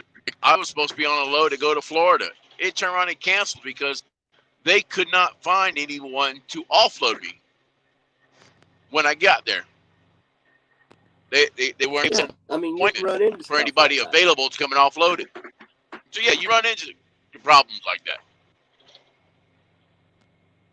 And we all know truly deep in our hearts. We all know truly deep in our hearts, in our knowledge, they knew they didn't have nobody. But they knew that was sitting on your rig. Oh yeah. It was sitting on your rig. Yeah. So what'd they get? They got a private security officer to protect their load. Right. Till the guy got there to unload. Yeah. Yeah. Now, and that's why they pay you. But if you sit there and like Carla said, you know, this is what Carla said. She sat there and goes, I averaged 4,400 legal miles in 6 days. Legal. Yep. Yeah, legal miles. Which is true. She is getting it done. Yes, she is. Getting it done. But it's the industry the product that she's moving, that she can do that. Yeah. Now, I'm not paid by the mile. Her load planner's getting it done. The company that's moving her is getting it done. That's a well-oiled machine right there. Yes. That's why she works for a potato team. When she gets in that truck to go, she knows what she's got in front of her. Whereas Kelly and I, you know, sometimes we don't have a plan. We don't have a plan out. We're sitting on the edge of the seat. What's next? What's next? And if you don't have somebody working you to actually plan that for you, you're gonna fail. You're in trouble. That's part of the. Yeah, you're gonna fail. You're gonna fail. Yeah. You know, See, I've been asking myself. Go ahead, Kelly. There's times, you know, that me and you sit around for 2-3 days and we're going stir crazy, but we need that break. I did that in California before I took up this load. Yeah. I said California for 3 days. Now let me tell you something. Sitting in California is no fun. Yeah. No, I didn't really need that break. But you know what I'm saying. That's kind of what I really appreciate about the guy I work for. He pays me by percentage. He knows I want to be home every other day. Right. He knows he can send me out multiple days, but I better be home on the weekend. And when my truck is parked, yeah, I might run 800 miles empty. I might run 900 miles empty. But I'll leave that trailer there. I'll grab another trailer. I'll be on a box. I'll be on a liquid load. I'll be on a drop deck. I'll be on a flatbed. I'll be on a spread axle. I'll be on a B train. He keeps me moving. He keeps me going. Right. So that's what I appreciate about him. The man I work for does not concentrate in one damn thing. He concentrates on keeping those wheels moving. Right. Yeah. And you know, I work. And he has the flexibility. I work for pretty much. Yeah, and he wants our trucks all set up the same. We can haul anything he puts on our fifth wheel. Right. Well, you know, that's like I work for one of the elite heavy haul companies in the United States. Jim works. And they haul specialized. And we haul nothing but specialized. 90% of our stuff, if it ain't green or yellow, it don't go on one of these trucks or trailers. Or red. Oh. Yeah, I haul. Every once in a while, we'll haul some red equipment, but pretty much. I know there for a while. Green and white. I haul toilet paper. I haul food. I haul toilet paper. I haul food. I've hauled a D9. I've hauled a big Caterpillar front end loader. I haul overlength, extended telescope trailer. I've hauled a rollback trailer.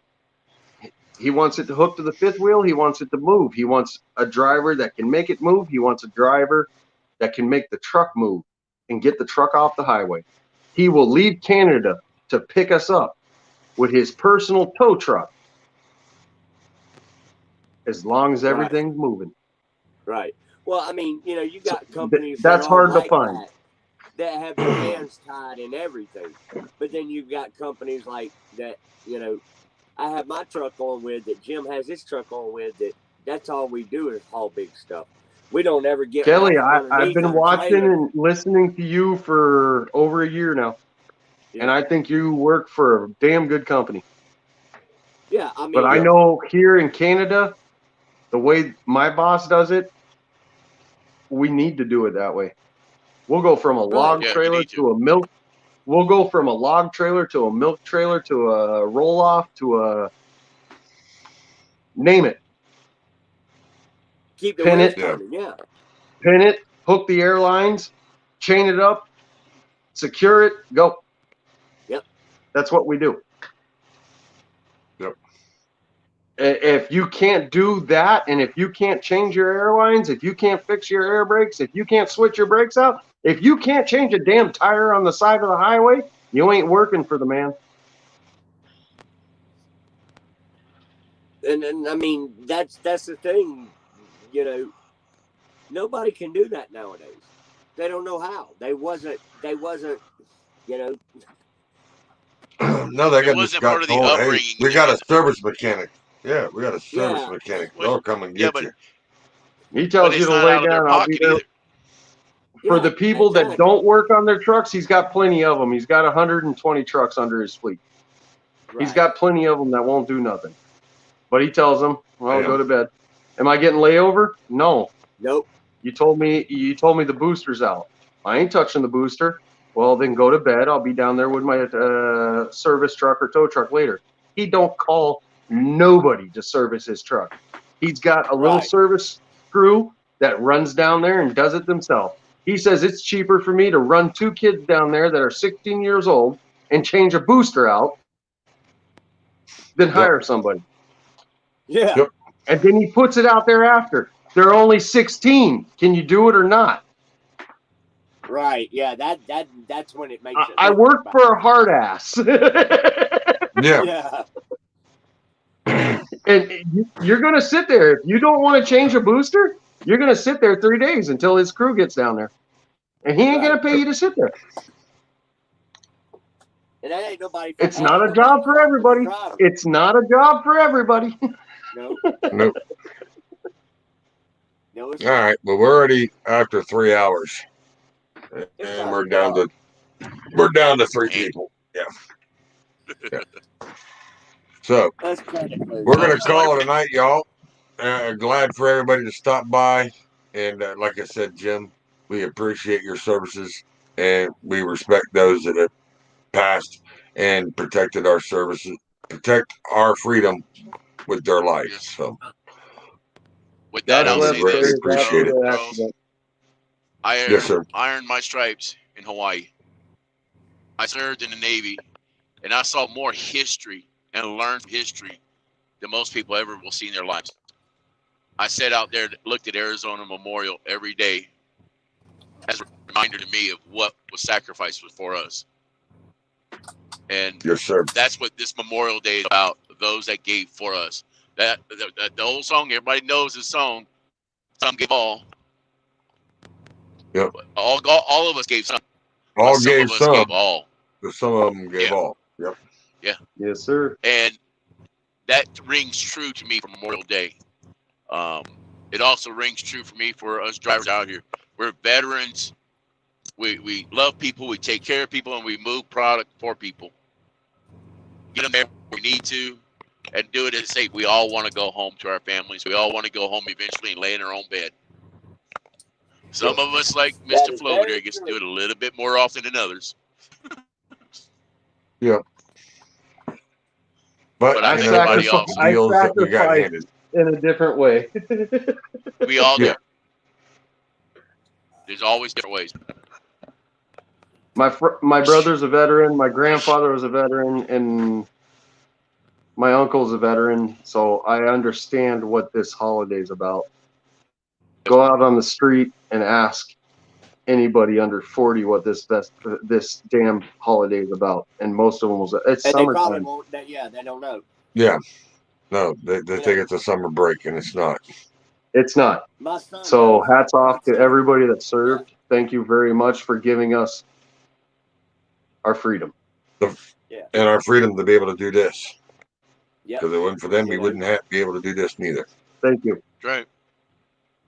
Yep. Kelly. So- Thank you. Yes. You know, like you said a while ago, people under 30, under 40 don't know about it. I can guarantee you I know one that does, and that's my son. He's a master sergeant. Oh, my kid will know. He knows My what kid it will know. means. He might not Yeah. understand it in his heart, but he will know. Yep. There you Yes, go. sir. Yep. Well, Mr. Flo, we will say good night to you. Good night. And we'll see you on the next one. Peace out, buddy. Doing soft Mr. dress. Kelly. I know you're getting tired. You put in some hours the last couple of days, especially last night beyond running. that point. Yeah. Like 4 hours But- 4 hours of sleep since 6 o'clock yesterday morning. Yeah, something like that. Yeah. Because I was up at 6 o'clock in the morning, just chomping at the bit. Yeah. And then didn't leave Knoxville till 7 o'clock. Yeah. And then you ran all night. Ran all night long. If it wouldn't been for y'all, I probably wouldn't have made it. Yeah. Because Well, that's what we're here for. That last couple of miles was rough. It was so rough I pulled in the wrong damn driveway. Yeah. Yeah. Yeah. But hey, at least you got there. You got the machine off. You're able to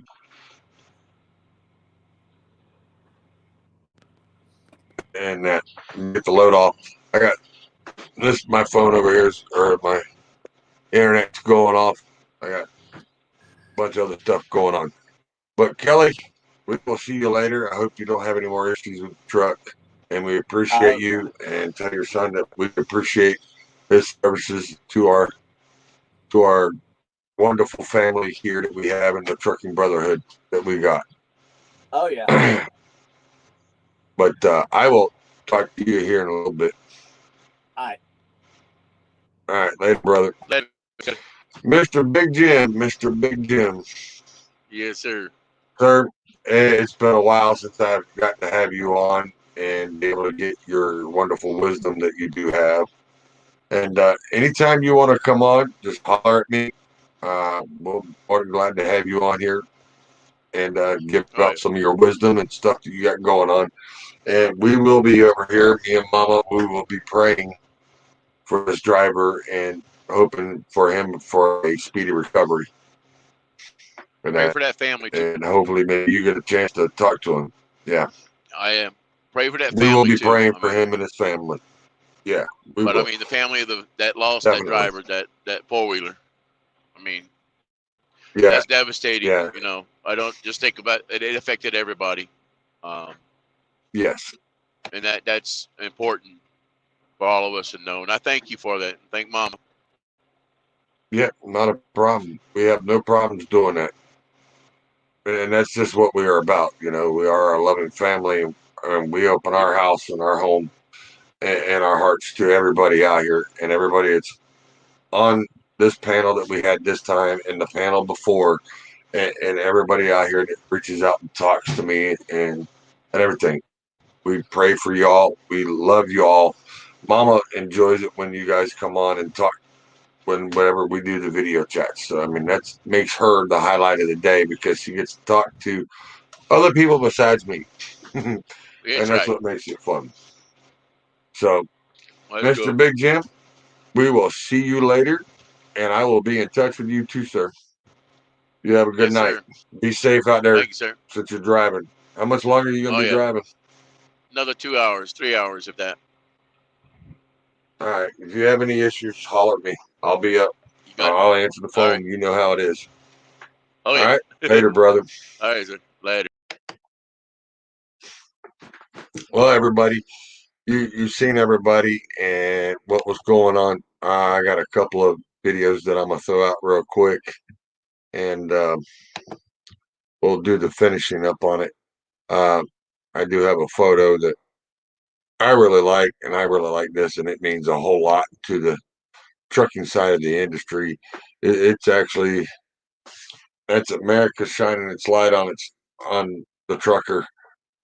And there's usually some sayings that go with it. People have used it in other things, but we actually got the main picture, and we got a couple other things that we're going to be doing with that picture, but it's going to be in a video and everything that we're going to come up with. But I just want to let you know that we are looking out for every one of you drivers, and we're praying for every one of y'all.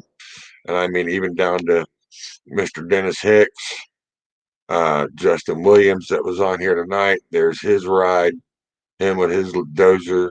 And then when I take myself out, you'll actually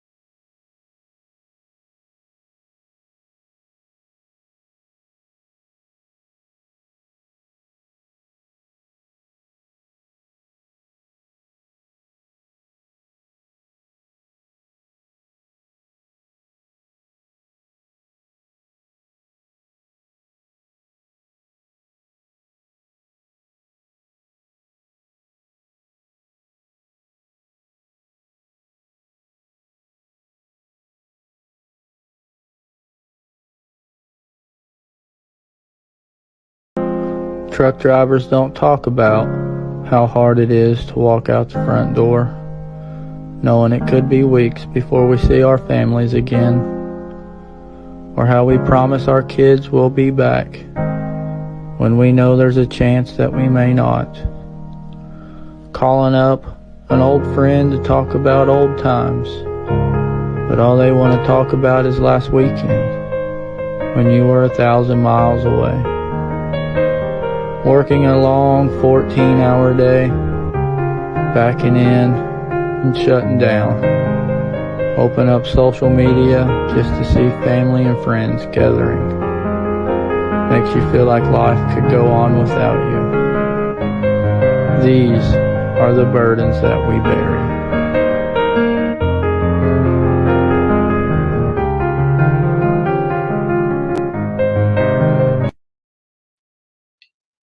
And to all you vets out there,